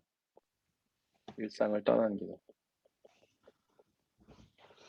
떠나서 드리는 기도. 모세가 산에 올라가서 하나님과 깊은 교제를 하면서 그 안에서 부르심을 받고 십계명도 받고 놀라운 일이 일어나죠. 예수님도 그렇게 고독함 속에서 일상을 떠나서 기도를 하셨죠. 그래서 시간을 정했고 새벽마다 기도하셨습니다. 거기 보면 예수님이 새벽마다 기도할 때 마가복음이었나? 제가 말씀이 잠깐 헷갈리는데 예수님이 새벽마다 기도하실 때 뭐라고 하냐면 습관을 따라 기도하셨다 이렇게 나와요. 그러니까 이게 뭐냐면 새벽마다 시간을 정해놓고 예수님이 기도하러 가셨다는 거예요. 그러니까 시간을 정해놓고 일상생활을 떠나서 기도하러 갔다는 거예요. 우리는 이런 기도의 모범을 가져야죠. 우리도 일상을 잠시 떠나서 시간을 정해놓고 골방에서 하나님과의 깊은 교제가 필요합니다. 두 번째로는 일상 속에서 드리는 기도죠.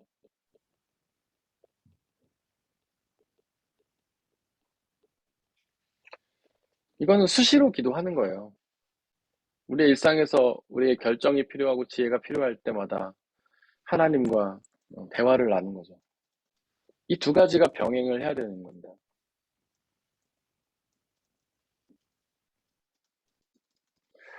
어떤 신앙인들이 이제 주로 이렇게 대화를 나누다 보면 기도 많이 한대요. 그런데 어떤 기도를 주로 하냐면 일상 속에서 드리는 기도만 합니다. 그래서 삶 속에서 계속 하나님과 대화하듯이 해요. 너무 좋죠. 너무 좋아요. 그런데 그런 기도는 깊이 있게 하기는 어려워요. 그냥 순간순간 드리는 기도일 뿐이죠. 그런 기도도 필요하지만 그런 기도만 해서는 안 되고 우리가 시간을 정해놓고 뭐 밤이든 낮이든 상관은 없지만 어떤 특별히 나밖에 없는 장소에서 모든 세상과의 연결을 다 차단하고 뭐 SNS, 핸디 이런 것도 다 내려놓고 하나님과만 깊은 교제를 하는 게 필요합니다. 이 두 가지가 같이 가야 돼요.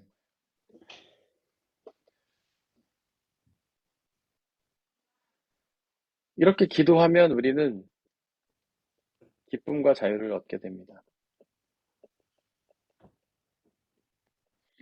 혹시 눈치채셨을지 모르지만 제가 어떤 본문을 할 때마다 꼭 기쁨과 자유를 언급을 하거든요. 왜냐하면 바르트가 신학자 바르트, 제가 아주 자주 인용한 신학 바르트가 기쁨과 자유가 신앙의 척도라고 했어요. 신앙의 척도. 기준이라는 거죠. 신앙의 기준. 그러니까 우리가 마음속에 기쁨과 자유가 있는가를 확인하면 우리의 신앙을 점검할 수 있다는 거예요. 마음속에 기쁨과 자유가 있다면 우리는 건강하게 잘 신앙생활을 하고 있는 겁니다. 근데 마음속에 기쁨과 자유가 없다면 우리의 신앙이 뭔가 잘못되고 있는 거예요. 문제가 있는 거예요. 그래서 우리의 기쁨과 자유가 있는지를 보고 우리의 신앙을 점검하고 기쁨과 자유가 있으면 계속해서 우리는 그렇게 신앙생활하면 되지만 기쁨과 자유가 없다면 우리의 신앙생활은 뭔가 개혁이 필요한 거죠. 변화가 필요한 거죠. 그래서 제가 기쁨과 자유를 계속 언급을 하는 거예요. 그런데 이렇게 기도하면 기쁨과 자유가 우리 안에 주어진다는 거죠. 우리가 불안하고 두려울 때 힘들 때 하나님과 기도하면 하나님께서 그 안에서 역사하셔서 우리의 기쁨과 자유를 주신다는 거예요.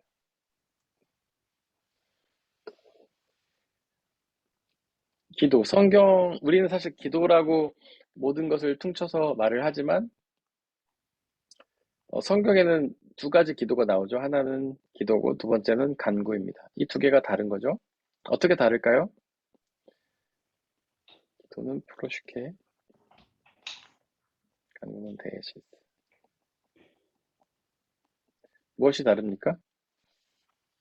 기도는 하나님의 뜻을 네, 구하는 것이고, 네, 간구는 자기의 네, 자기의 어떤 자기 그 뭐라 해야 되나? 네, 자기가 이루고 싶은 것을 개인의 욕구는 네. 아니고 개인의 어떤 그 필요, 네. 필요, 예, 개인의 개인의 필요를 구하는 것이 대시스템. 맞습니다. 이 두 개가 다른 거죠. 간구는 먼저 하나님의 뜻을, 아니, 기도는 먼저 하나님의 뜻을 구하는 거예요. 그래서 예수님이 제자들이 우리에게 기도를 가르쳐 주옵소서 그랬더니 예수님이 주기도를 가르치시는데 거기 보면 기도와 간구가 나오죠. 그래서 기도는 먼저 하나님의 뜻을 구하는 것. 하나님의 뜻을 구한다는 게 뭘까요, 근데? 무엇을 구하는 것이 하나님의 뜻을 구하는 걸까요?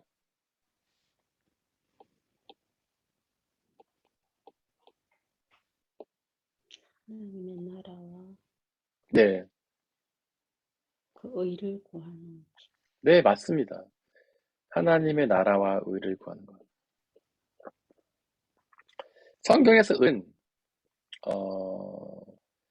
헬라어로 디카이 우스네라고 하거든요. 우리는 의하면 뭔가 정의로운 걸 떠올리는데 성경이 말하는 의는 다른 말로 하면 믿음이에요. 믿음. 네. 의로운 사람 이러면 그가 뭐 정의롭고 도덕적인 사람 이런 뜻이 아니라 믿음의 사람이다 이런 뜻이라고 이해하시면 돼요. 그래서 욥에게도 의로운 자다 이렇게 평가를 하나님 내리시는데 그가 정의롭다는 뜻이 아니라 하나님을 잘 믿는 믿음의 사람이다 이런 뜻이에요. 그래서 예수님이 우리에게 기도를 가르치면서 하셨던 게 하나님의 나라와 의를 구하라 하셨는데 그거는 하나님의 나라와 믿음을 구하라 이런 뜻이라고 이해를 할 수가 있어요. 하나님의 나라를 구한다는 게 무슨 뜻일까요? 하나님의 나라를 구한다?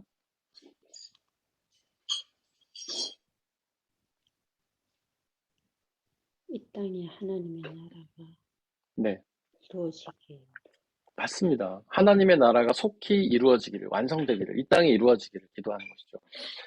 우리가 그 하나님의 나라를 이야기할 때 이미와 아직 아니라고 얘기하잖아요. 이미와 아직 아니. 하나님의 나라는 이미 임했어요. 근데 아직 완성된 건 아니에요. 예수님이 그렇게 얘기하시죠. 너희 가운데 두세 사람이 모인 곳이 내가 함께 있겠다. 하나님이 함께 있는 곳, 그것이 하나님의 나라예요. 그래서 우리가 믿음을 갖는 순간 우리 안에 하나님이 오셔서 하나님의 나라가 시작이 됩니다. 그리고 그 하나님을 믿는 사람들의 공동체가 하나님의 나라가 돼요. 뭐 예를 들면 가정이 될 수도 있고 교회가 될 수도 있겠죠. 근데 거기는 완성되진 않았어요. 우리가 교회가 하나님의 나라, 시작된 하나님의 나라가 맞지만 그 안에 여전히 완성되지 못했기 때문에 부족함이 있죠. 연약함이 있죠. 뭐 서로 시기, 질투, 다툼, 미움이 그 안에 있잖아요. 하나님의 나라지만 완성되진 않은 나라. 그 뜻, 하나님 나라를 구하라는 것은 그 하나님 나라가 완성되기를 구하라는 거예요.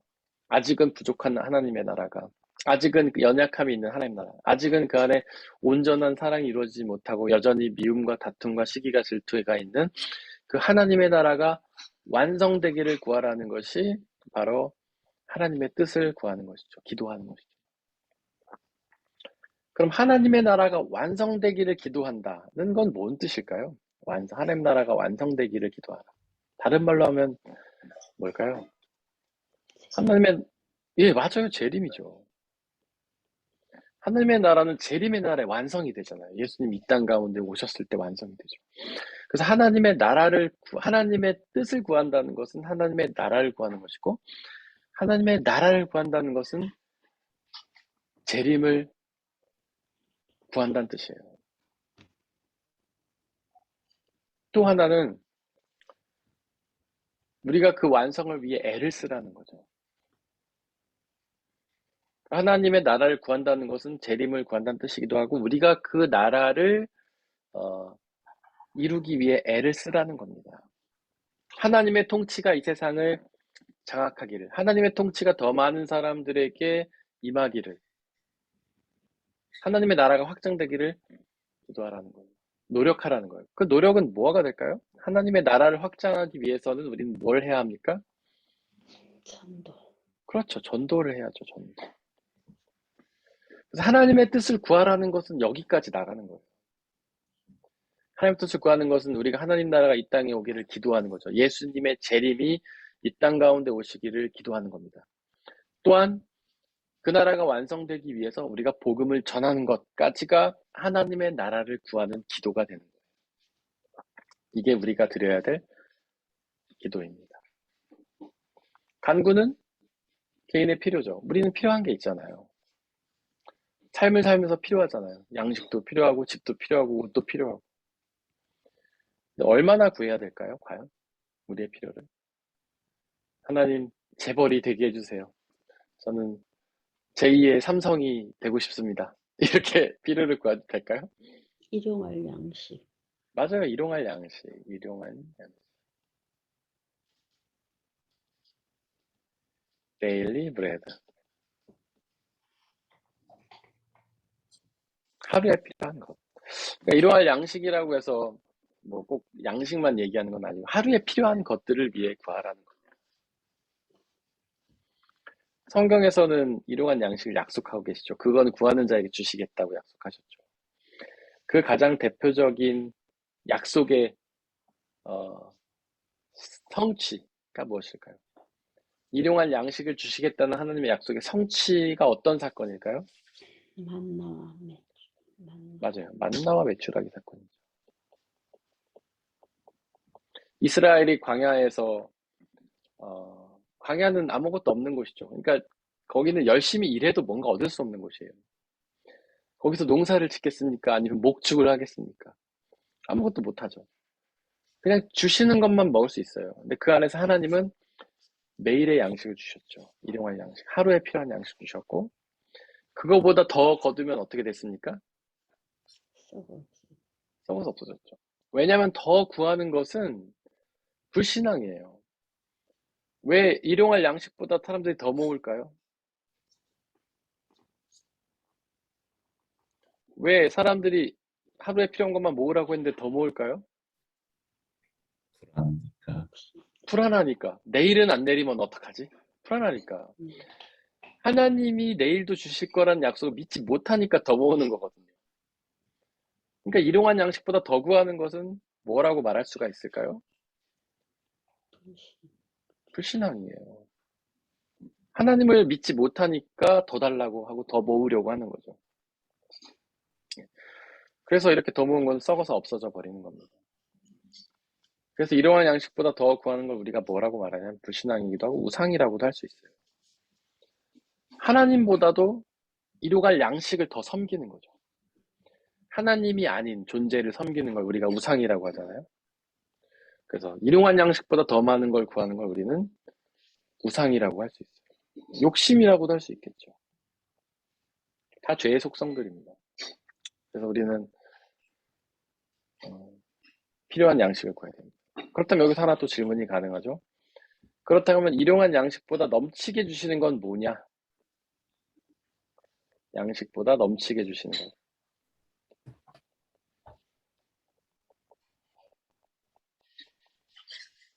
실제로 우리도 그렇지만 우리 주변에도 일용할 양식보다 더 주시는 경우가 있잖아요. 하나님이. 저희 주변에도 사업도 잘 되고 일도 잘 돼서 돈을 많이 버는 사람도 있지 않습니까? 그럼 뭐냐? 그럼 일용할 양식보다 더 주는 거는 뭘까요, 과연?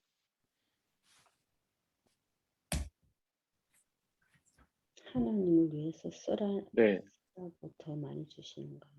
맞습니다. 그래서 우리는 달란트라고 표현할 수 있죠. 달란트.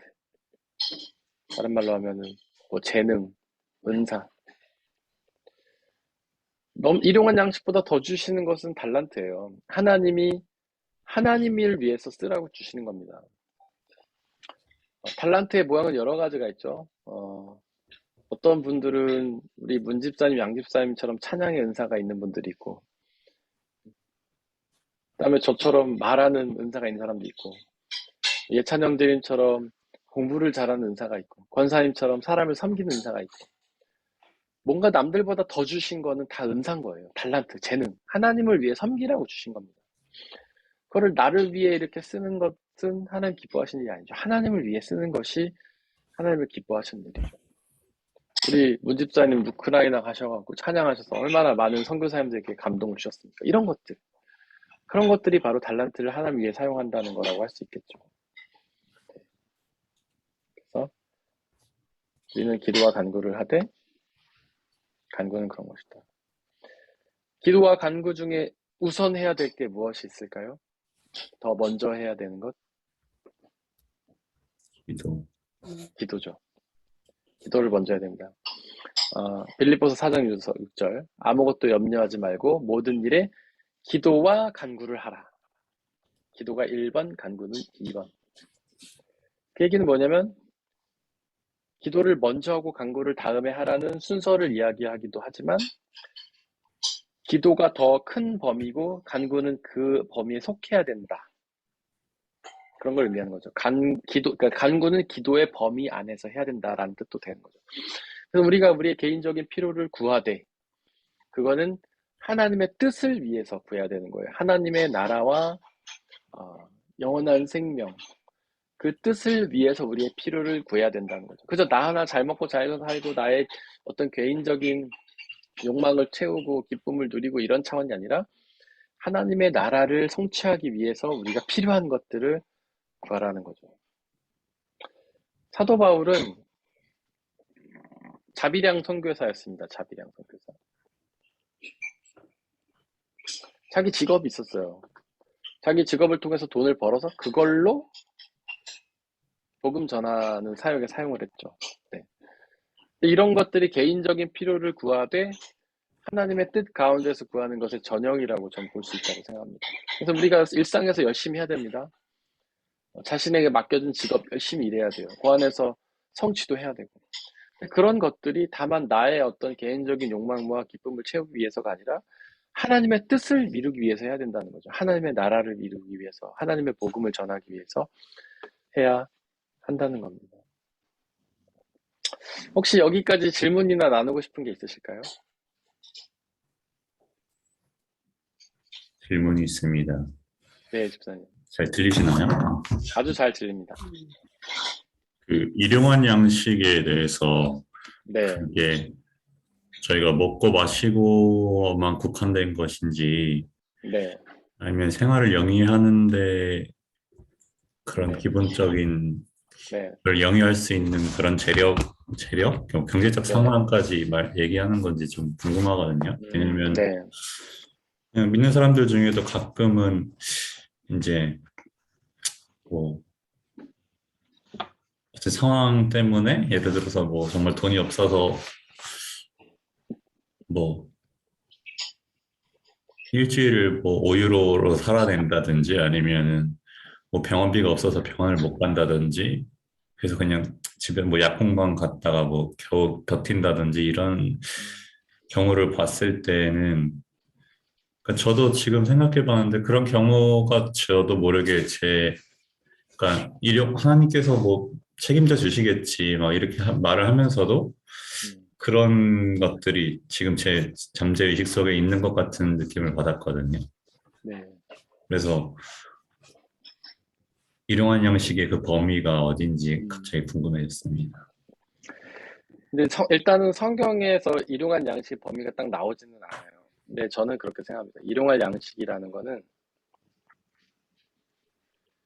단순히 우리가 우리의 삶을 그냥 아주 간신히 유지하는 건 정도는 아니고 우리가 어떤 삶 속에서의 기쁨을 소소하게라도 느낄 수 있는 정도다 이렇게 저는 생각해요. 그러니까 우리 기독교는 금욕의 종교가 아니거든요. 종교가 아니에요. 하나님이 주신 삶을 우리는 누리는 종교죠. 하나님 우리에게 금욕을 가르치시지 않았어요.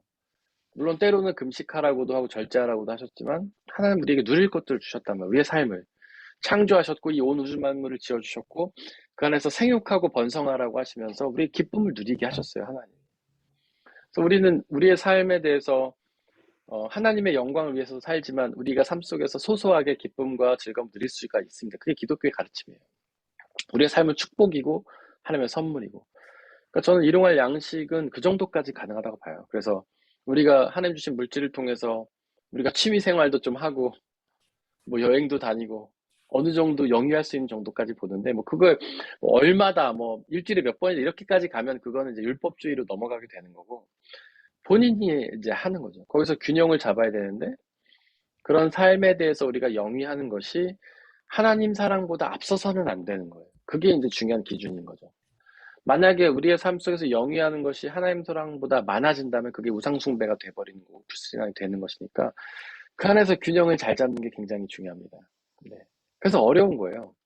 오히려 금욕주의다 그러면 쉽죠. 야, 다 절제. 아무것도 누리지 마, 즐기지 마.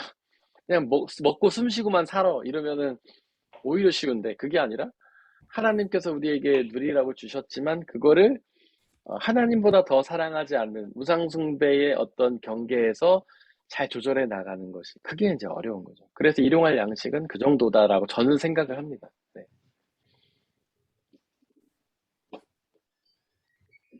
사람마다 물론 기준은 다르겠죠. 어떤 사람은 어, 해외여행을 가야라는 이제 적성이 풀릴 수도 있고 어떤 사람은 동네 산책만 해도 기쁨을 누릴 수도 있고 그건 사람마다 다를 수 있지만 네, 어쨌거나 뭐 그렇게 성경이 뭐 딱 어디까지 해라 이렇게 가르쳐주고 있지는 않기 때문에 저는 이제 그 정도가 일용할 양식이라고 이제 설명할 수 있지 않을까 이렇게 생각해요.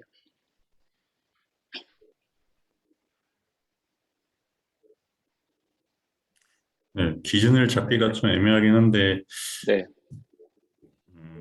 네, 만약에 그렇지 못하는 그런 상황이 온다면, 음, 예를 들면 뭐 정말, 음, 뭐, 저희 슈퍼에 가면은 1유로짜리에 10개 이거 빵 만드는 거 있잖아요. 네, 뭐 그런 걸로 막 일주일을 버텼다는 가끔 음, 친구들도 있고, 네, 그럴 때 봤을 때는 어쨌든 뭐 그거라도 먹고 살았으니까 일용할 음, 양식이라고 생각을 해야 되는 건지, 네, 아니면 그런 상황에 있는 게 뭐 그 분배를 잘못한 제거 슐트인 건지 음, 아니면은 음. 그냥 예, 그냥 그런 생각이 드네요. 좀 좋은 질문입니다. 쉽지 않은 것 같아요. 좋은 질문이고요.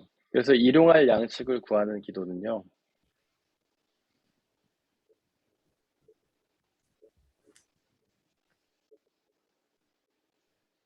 나만을 위한 기도가 아닙니다.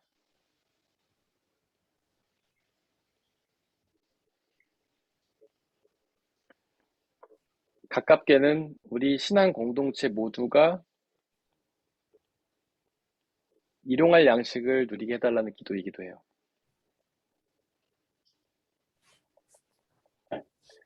멀게는 이 세상 모든 피조물들이 일용할 양식을 구하게 해달라는 기도이기도 합니다. 그 기도. 그리고 그 기도는 단순히 기도만 하는 것이, 간구죠. 간구만 하는 것이 아니라 우리가 그 간구의 통로가 되는 거예요. 그래서 일용할 양식을 위해서 간구하는 사람들은 나만 일용할 양식을 먹고 마시는 것이 아니라 우리 교회 공동체가 같이 일용할 양식을 먹을 수 있도록 기도하는 것이고 더 나아가서 모든 피조물들이 일용할 양식을 먹을 수 있게 해달라고 기도하는 사람이기도 합니다. 근데 그렇게 간구한 사람들은 간구만 하고 마는 것이 아니라 생활에 옮긴다는 것이죠. 구체적으로 예를 들면 그거예요. 나에게 넉넉한 양식이 있어요. 한 일주일치 먹을 게 있다고 쳐봐요. 근데 옆에 있는 사람은 한 끼 먹을 것도 없다고 보세요. 근데 일용할 양식을 위해서 기도하는 사람은 나만을 위해 기도하는 게 아니라 저 사람을 위해서 기도하는 사람이기도 하기 때문에 그 양식을 나눈다는 거죠, 그 사람은. 그러면 나에게도 일용할 양식이 있고 저 사람에게도 일용할 양식이 있어요. 그렇게 나아간다는 거예요. 여러분들 그 오병이어의 기적을요.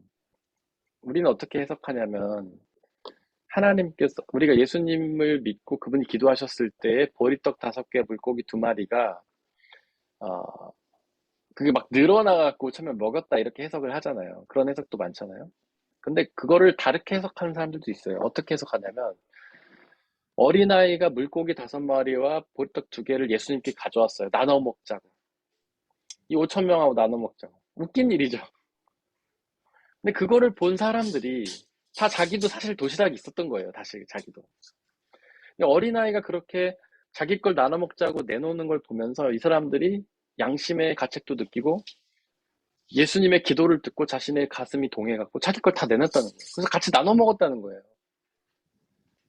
근데 우리가 어떻게 같이 음식을 먹을 때 보면 알지만 풍성한 음식들은요, 먹으면 남죠? 근데 음식이 적어도 먹으면 남아요. 근데 한 5명 모였는데 음식이 한 3인분밖에 없다 쳐요. 근데 그걸 먹고도 남아요, 사람들이. 왜냐하면 사람들이 서로 배려하고 야, 누가 더 먹게 하다 보면은 서로 이렇게 배려하다 보면 음식이 남는 거예요. 근데 오병이어의 이 기적을 그렇게 해석하는 사람도 있어요. 전 두 번째 해석도 굉장히 은혜가 된다고 봐요. 어떤 누군가 하나 자신의 것들을 희생하려고 내놨을 때 예수님의 축복의 기도를 듣고 다른 사람들이 다 마음이 동해서 서로 자신의 것들 내놓고 희생했을 때 모두가 먹고도 남는 역사가 일어난다. 근데 오히려 그거를 자기가 쥐고 그냥 나는 안 나눠야지 그러고 있다 보면 아무도 못 먹는 굶는 상황이 오고. 일용할 양식이라는 게 그런 거라는 거예요. 그렇게 기도한다는 거예요. 내가 갖고 있는 것을 쥐고 나만 먹으려고 하는 게 아니라 내 것을 나눔으로써 모두가 함께 일용할 양식을 나눠 먹을 수 있는 은혜를 누리게 된다. 근데 이제 그게 현실적으로도 이 지구가 생산해내는 양식이 이 지구에 살아가는 모든 사람들을 먹이고도 먹이기에 충분하다고 하더라고요. 요즘 과학자들이 연구한 걸 보면. 근데 현실은 그렇지가 않잖아요. 현실은 굶어 죽는 사람들이 많잖아요. 왜 그러냐? 그건 일부의 사람들이 지나치게 많이 쥐고 있기 때문인 거죠. 여러분들 세계 부자 20명이 전 세계 부의 뭐 반인가 갖고 있다고 하잖아요. 20명이 세계 부의 반을 갖고 있다잖아요. 그럼 나머지 49억 몇천만 명이 나머지 반을 나눠 갖고 있는 거 아니에요? 그러니까 굶는 사람이 생기는 거죠. 사람들이 계속 자기 걸 모으고 있으니까. 근데 그게 아니라 그 모든 사람들이 쥐고 있는 걸 나누면 우리 모두가 먹고도 남는다는 거예요. 그게 오병이어의 기적이 가르치는 바라는 거예요. 일용할 양식 기도를 드리는 사람들 그렇게 하는 거예요. 옆에 있는 사람은 빵 한 개로 하루를 때우네. 그러면 내가 먹고 있는 거 좀 나눠줘야지. 그럼 반대의 상황이 왔을 때는 우리도 그렇게 배려를 받을 수 있다는 것이고. 그러므로 해서 우리의 공동체가 믿음의 공동체가 혹은 전 세계 인류라는 공동체가 함께 하나님 주신 것들 누리며 살 수 있다는 거죠. 집도 마찬가지예요. 집도 독일에 왜 집이 없냐? 인구에 비해서 집이 많아요. 근데 몇 사람이 너무 많은 부동산을 소유하고 있으니까 집이 없는 사람이 있는 거예요. 그러니까 집값이 올라가고. 제가 어디 라디오에서 들었는데 독일의 집값이 비싼 이유를 이제 얘기를 해주더라고요. 집이 많은데 인구는 적고 집이 많은데 왜 집값이 부족한가? 옛날에 이제 2차 세계대전 있고 그럴 때 이제 독일 경제가 어려웠을 때 그거를 이제 살리기 위해서 국가에서 아파트 회사들에게 굉장한 권한을 이제 준 거예요. 아파트 회사들이 수많은 집을 소유할 수 있게 해준 거예요. 그때는 경제를 살리기 위해서 그렇게 한 거죠. 근데 지금은 그 사람들이 아파트 회사가 아파트 집을 너무 많이 소유를 하고 있으니까 집값을 올리고 내리지 않는 거예요. 근데 원래 이제 개인이 소유하고 있으면은 자기가 집에 아무도 들어오지 않으면 밑에를 못 받으니까 집값을 낮춰서라도 사람을 받잖아요. 근데 아파트가 회사가 소유하고 있으니까 그러지 않는 거예요. 그러니까 집이 한두 개 벼 있어도 나머지 사람들한테 많이 받으면 이익이 되는 거예요. 회사 차원으로는. 그러니까 집이 벼 있는데 밑에를 내리지 않아요. 그래서 독일의 집값이 비싼 거라고 하더라고요. 현재. 근데 그런 것들을 이제 지금 그래서 독일 베를린에서 막 시위를 하는데 그게 뭐냐면 그걸 다시 어, 민간으로 돌리지 말고 국가가 소유해라 아파트를 다. 그럼 국가가 소유하면 국가는 이익 집단이 아니니까 집이 비어 있다고 뭐 돈을 얻기 위해서 집값 내리지 않고 이러진 않을 거 아니에요. 집값을 낮춰서 사람들이 공급하잖아요. 그거 시위를 막 하고 있다고 하더라고요. 어쨌거나 그런 것들. 너무 소수의 사람들이 자신의 부를 늘리기 위해서 자식 것을 갖고 나누지 않으니까 이런 일들이 일어난다는 거죠. 일용할 양식이라는 것은 모두를 사랑하는 마음으로 나눈다. 이런 차원이라고 이해를 할 수 있을 것 같아요. 좀 답변이 됐나요, 집사님? 네. 네, 맞습니다. 하나님은 반드시 사람을 통해서 일하신다는 거예요. 하나님이 물론 우리 모두에게 일용할 양식 막 내려주실 수도 있어요. 근데 사람을 통해서 일하시는 거예요. 그래서 누구에게 많이 주신 거는 그 사람을 통해서 일용할 양식을 이루라고 자기 것들 나눠서 일용할 양식을 이루라고 주신 건데 그걸 움켜쥐고 있으면은 하나님의 뜻을 이루지 않는 거죠. 그래서 제가 그걸 달란트라고 표현을 하는 거예요. 하나님의 은사라고.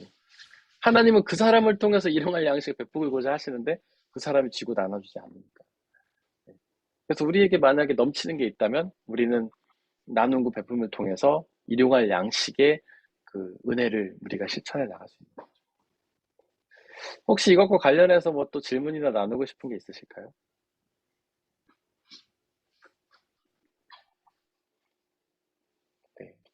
그럼 이제 교재로 넘어가도록 하겠습니다. 교재, 거기 사도행전 2장 46절, 47절 함께 읽겠습니다. 시작. 그리고 날마다 한 마음으로 성전에 열심히 모이고 집마다 빵을 떼면서 순수한 마음으로 기쁘게 음식을 먹고 하나님을 찬양하였다. 그래서 그들은 모든 사람에게서 호감을 샀다. 주께서는 구원받는 사람을 날마다 더하여 주셨다. 사도행전 2장 46절, 47절 말씀. 아멘. 신앙생활에 있어서 되게 중요한 점은 바로 교제라는 겁니다. 교제는 일단 두 가지 차원의 교제가 있겠죠. 첫 번째는 하나님과의 교제. 두 번째로는 이웃과의 이웃과의 교제는 성도들 간의 교제, 혹은 믿지 않는 사람들, 불신자와의 교제도 가능하겠죠. 그래서 교제는 이런 겁니다. 근데 제가 여러 번 얘기했지만 신앙이 곧 교제죠. 하나님과의 연애. 하나님과 사랑을 나누는 것이 신앙이라고 할 수 있습니다. 그렇다면 왜 사랑을 나누는 것이, 하나님과 사랑을 나누는 것이 신앙일까요? 왜 우리는 사랑을 나눠야 할까요? 하나님과 이웃과.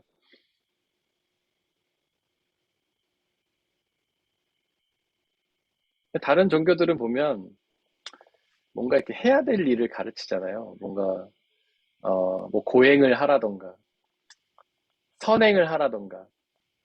그래갖고 어떤 종교는 108배를 하고, 어떤 종교는 오체투지를 하고, 어떤 종교는 삼보일배를 하고, 이런 행위를 하잖아요. 근데 기독교는 그런 걸 가르치지 않아요. 물론 금식이라는 게 있긴 하지만 그런 것들은 하나님과의 깊은 교제를 위해서 하는 거지, 어떤 행위를 하라고 하지 않습니다. 오히려 기독교는 사랑을 하라고 해요. 하나님을 사랑하고 이웃을 사랑해라. 물론 다른 종교도 사랑을 말하지만 그런 건 선행이죠. 그냥 사랑이 본질은 아니에요. 근데 기독교는 사랑이 본질이에요. 사랑이 핵심이에요.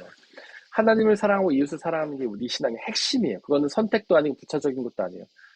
반드시 해야 될 일이며 우리가 가장 중요하게 해야 될 일이 하나님 사랑과 이웃 사랑이에요. 왜일까요? 왜? 도대체 왜 우리는 그렇게 사랑을 해야 될까요?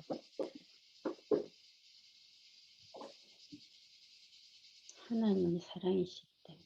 맞아요. 요한일서 1장 3절이 말하는 것처럼 하나님은 사랑이시기 때문에.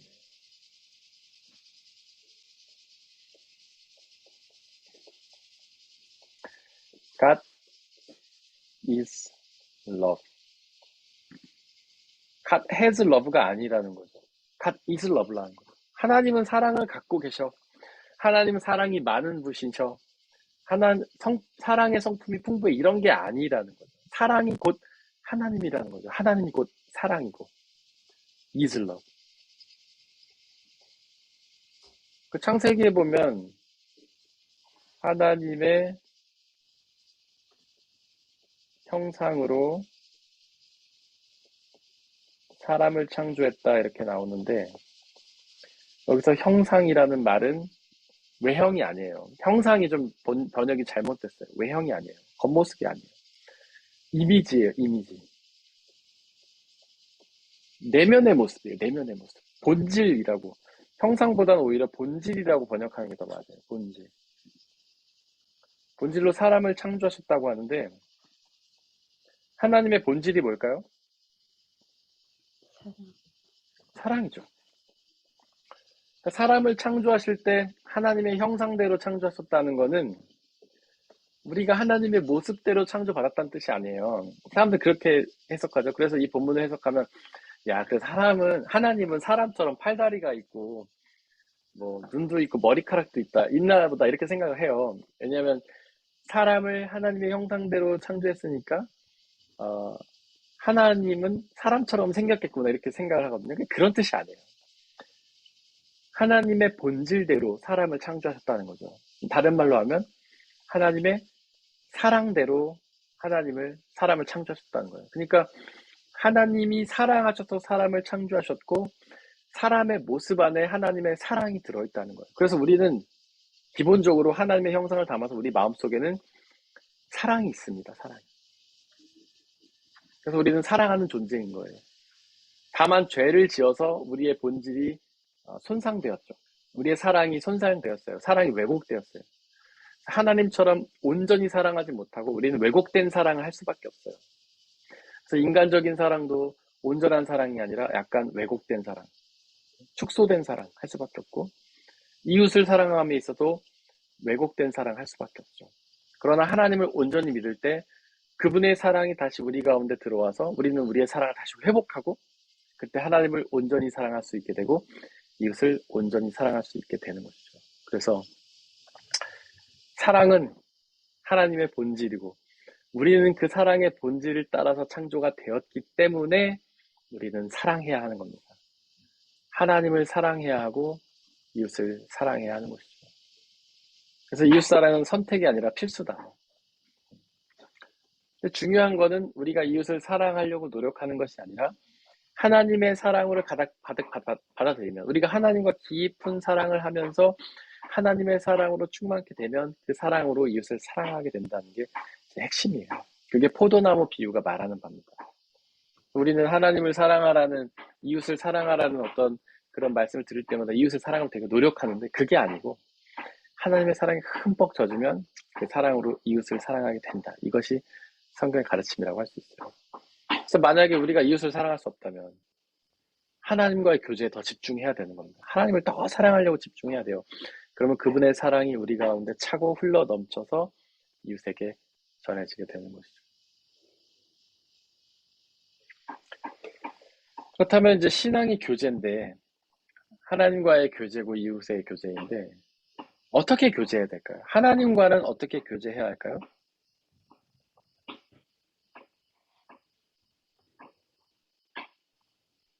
기도하고 네. 말씀 묵상. 기도, 말씀, 또 뭐가 있을까요? 순종. 순종, 그리고 뭐가 있을까요? 제가 생각하는 중요한 답이 아직 안 나왔습니다. 회개. 회개도 교제의 방법이죠. 방향을 돌이키는 거니까요. 네. 회개 전에는 우리는 나만 바라보고 있어요. 나만 바라보고 있으면 사랑이 안 되죠. 근데 회개함으로써 돌이키니까 그 사람을 바라보니까 교제하게 되죠. 회개도 중요한 교제입니다. 또 뭐가 있을까요? 또 중요한 게 하나 안 나왔습니다. 지워버렸네. 이런 실수. 하나님과의 교제. 뭐가 있을까요? 중요한 거. 전도하는 거. 전도도 하나님과 교제라고 할 수 있겠죠? 하나님의 말씀을 우리가 듣고 나누는 거니까. 근데 제가 생각하는 아주 중요한 답이 아직 안 나왔습니다. 성찬. 교제에서. 성찬도 아니군요. 아니, 맞아요. 맞는데 아니, 목사님이 원하시는 답이 아니. 제가 원하는 답에 포함된 거예요, 성찬은. 그 안에 들어있는 거예요, 성찬이. 예배. 예배죠, 예배. 예배죠, 예배.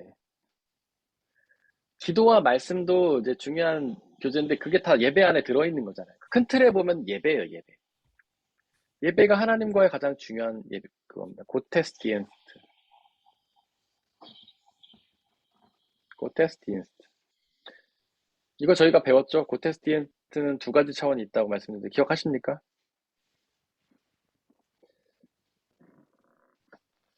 기억 안 나세요? 기억 안 나는 게 주님의 은혜죠. 망각의 은혜. 두 가지 차원. 고테스티엔스트. 하나님의 봉사라는 뜻이죠. 하나님의 봉사. 그거 아닌가요? 우리가 하나님께 봉사하는 것과 하나님께서 저희에게 봉사하시죠. 맞아요. 그러니까 하나님의 봉사라는 뜻도 있고 그러니까 하나님을 향한 우리의 봉사가 있고 우리를 향한 하나님의 봉사가 있고 우리를 위한 하나님의 봉사, 하나님을 위한 우리의 봉사. 그러니까 그러니까 예배는 이게 이루어지는 거예요. 하나님께서 우리를 위해 봉사하십니다. 우리를 섬겨주셔요. 또한 우리도 하나님을 섬겨주셔요. 하나님을 봉사해요. 이게 어우러지면서 이게 교제가 이루어지는 거예요. 근데 이 예배 안에는 기도가 있고, 뭐 말씀이 있고, 회개가 있고, 성찬이 있고, 그렇죠. 근데 이런 것들이 다 예배 안에서 우리가 하나님과 교제가 일어나는 순간이죠. 기도를 통해서 하나님의 뜻을 구하고 우리의 뜻을 하나님께 아뢰고, 말씀을 통해서 하나님 우리에게 말씀하시고 우리는 응답하고, 아멘으로 응답하고 순종하고, 회개를 통해서 우리의 시선을 하나님께로 바꾸고, 성찬을 통해서 우리의 예수님의 몸과 피를 우리가 먹고 마심으로써 우리 안에 예수님이 들어오시고, 다 교제가. 그러니까 큰 틀에서는 하나님과의 교제는 예배를 통해 이루어진다. 그리고 그 세부적인 요소로 기도, 말씀, 회개, 성찬, 뭐 전도 이런 게 다 들어간다. 이렇게 이해해 주시면 됩니다. 그렇다면 이웃과의 교제는 어떻게 이루어질까요?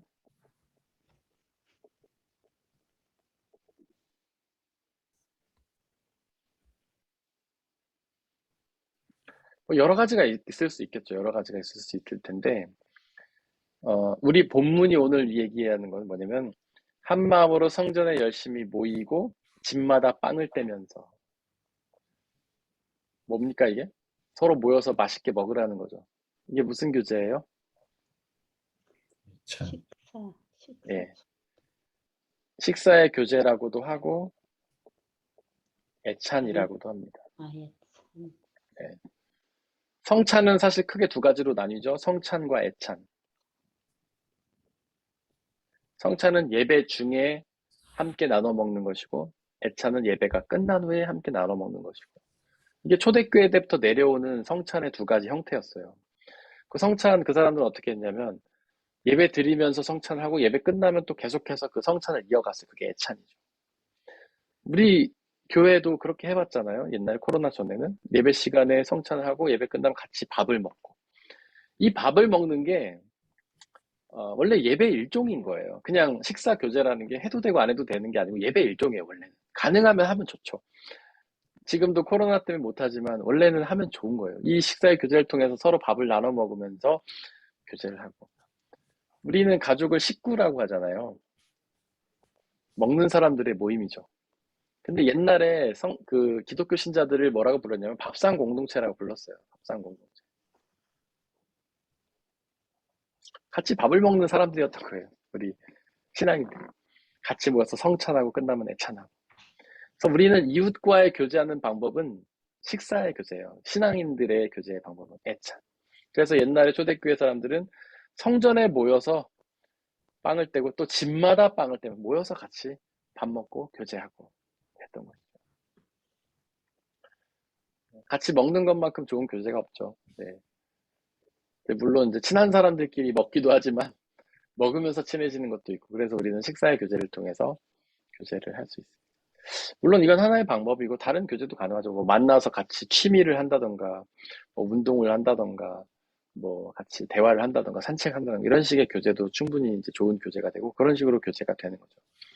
네.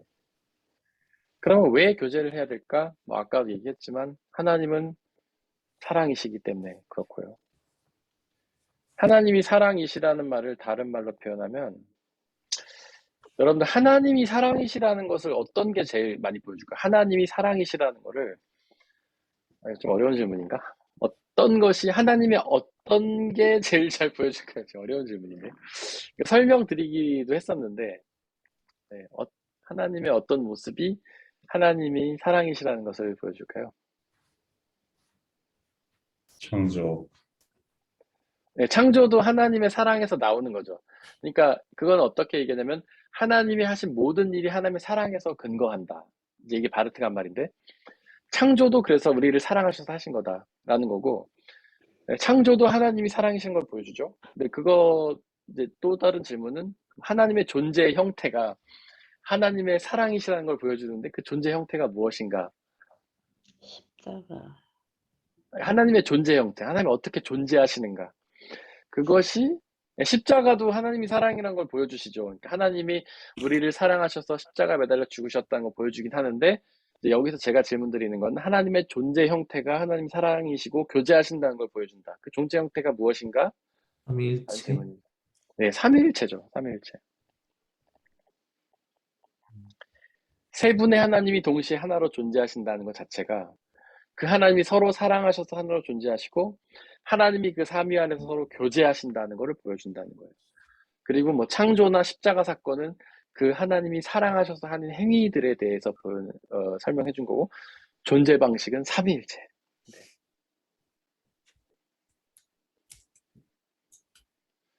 그리고 그렇게 교제를 하면 우리에게 기쁨과 자유가 주어집니다. 여러분 교제하면 기쁘잖아요? 하나님과 교제하면 기쁘고 이웃과도 교제하면 기쁘지 않습니까? 우리가 같이 밥을 먹으면서 교제하면 기쁘잖아요. 물론 그 안에서 언짢은 일이 생길 수도 있겠지만 대부분은 기쁘지 않습니까? 맛있는 거 먹으면서 막 즐거운 대화를 하면 즐겁고 기쁘고. 그래서 아까 그 바르트가 얘기한 거 기쁨과 자유가 신앙의 척도다. 바로 이 교제를 통해서 우리는 기쁨과 자유를 누릴 수 있기 때문에 그것이 신앙의 일부분이고 교제는 참 신앙의 중요한 일부분이다라고 이야기하는 거죠. 그래서 교제의 목적이 그런 것이고 또 다른 교제의 목적, 왜 교제를 해야 되는가? 교제의 목적은 하나님 나라의 공동체를 미리 연습하기 위해서 그래요.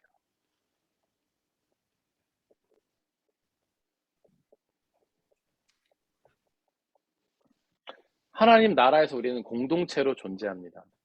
하나님을 믿는 사람들이 서로 공동체로 존재해요. 그것이 하나님 나라죠. 근데 그 나라를 미리 연습하기 위해서 우리는 이 땅의 교회 공동체라는 걸 통해서 그 교제를 연습을 하는 겁니다. 근데 아까도 말했지만 진짜 하나님 나라 공동체에는 완전하죠. 그 안에 사랑만이 가득하고 그 안에는 미움이나 다툼, 시기, 질투가 없습니다. 그러나 이 세상의 하나님 나라는 아직 완성된 게 아니기 때문에 이 세상의 하나님 나라에는 불완전하죠. 그래서 그 안에 미움, 다툼, 시기, 질투가 있을 수 있습니다. 그럼 어떻게 해야 될까요, 우리는요? 어떤 분들은 교회를 떠나요.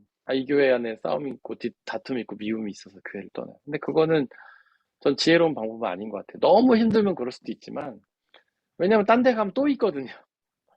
딴 데 가면 그 안에 또 미움과 다툼과 시기, 질투가 있어요. 이쪽 교회에 갔는데 거기 제가 싫어하는 사람인데 도저히 용납이 안 돼요. 근데 다른 교회 가면 또 있어요, 거기. 또 가면 또 있어요. 영원히 없을 수가 없어요. 그렇게 피해 다니면 신앙을 떠날 수밖에 없어요. 그래서 누가 싫어서 교회 떠났다는 사람들은 대부분 교회 안 다니고 결국엔 혼자 그냥 인터넷 보고 신앙생활 해요.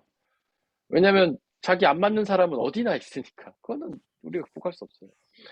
어떻게 해야 되는가? 우리는 그럼에도 불구하고 그 안에서 교제하려고 노력해야 되는 겁니다. 물론 우리와 안 맞는 사람, 우리와 시기, 질투가 미움이 자꾸 생기는 사람인 그게 극복하기 어려울 때는 잠시 거리를 두는 것도 저는 좋은 방법이라고 생각해요. 극복이 어려우면 잠시 거리를 둬야죠. 그러나 언젠가 우리의 상처가 어느 정도 좀 맞물어졌을 때는 다시 그 관계를 회복하기 위해 노력을 해야 된다고 봅니다.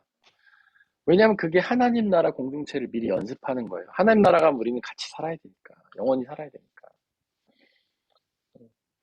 우스갯소리로 어떤 부부가 교회에 왔는데 이제 새신자 교육을 하면서 하나님 나라 가면 영원히 같이 살아야 됩니다. 그랬더니 갑자기 부부인데 여자분이 자기는 하나님 안 믿겠다고 뛰쳐나갔다잖아요. 왜 그러냐 물어봤더니 저 남편을 가리키면서 저 인간하고 난 영원히 살기 싫다. 난 차라리 지옥에 가겠다. 저 인간 천국에 가면 난 지옥에 가겠다. 이랬다는 거 아닙니까? 근데 정말로 우스갯소리긴 하지만 우리가 누군가 싫어서 교제를 피한다면 우리는 갈 곳이 없는 거예요. 그것을 극복하는 것이 이제 우리의 교제가 되고 신앙이 돼야 되죠. 그래서 예수님이 우리에게 내 이웃을 내 몸같이 사랑하고 원수도 사랑해라 라고 얘기했던 건 그 이유예요. 우리가 하나님 나라 가면 그 원수도 하나님 나라 오거든요.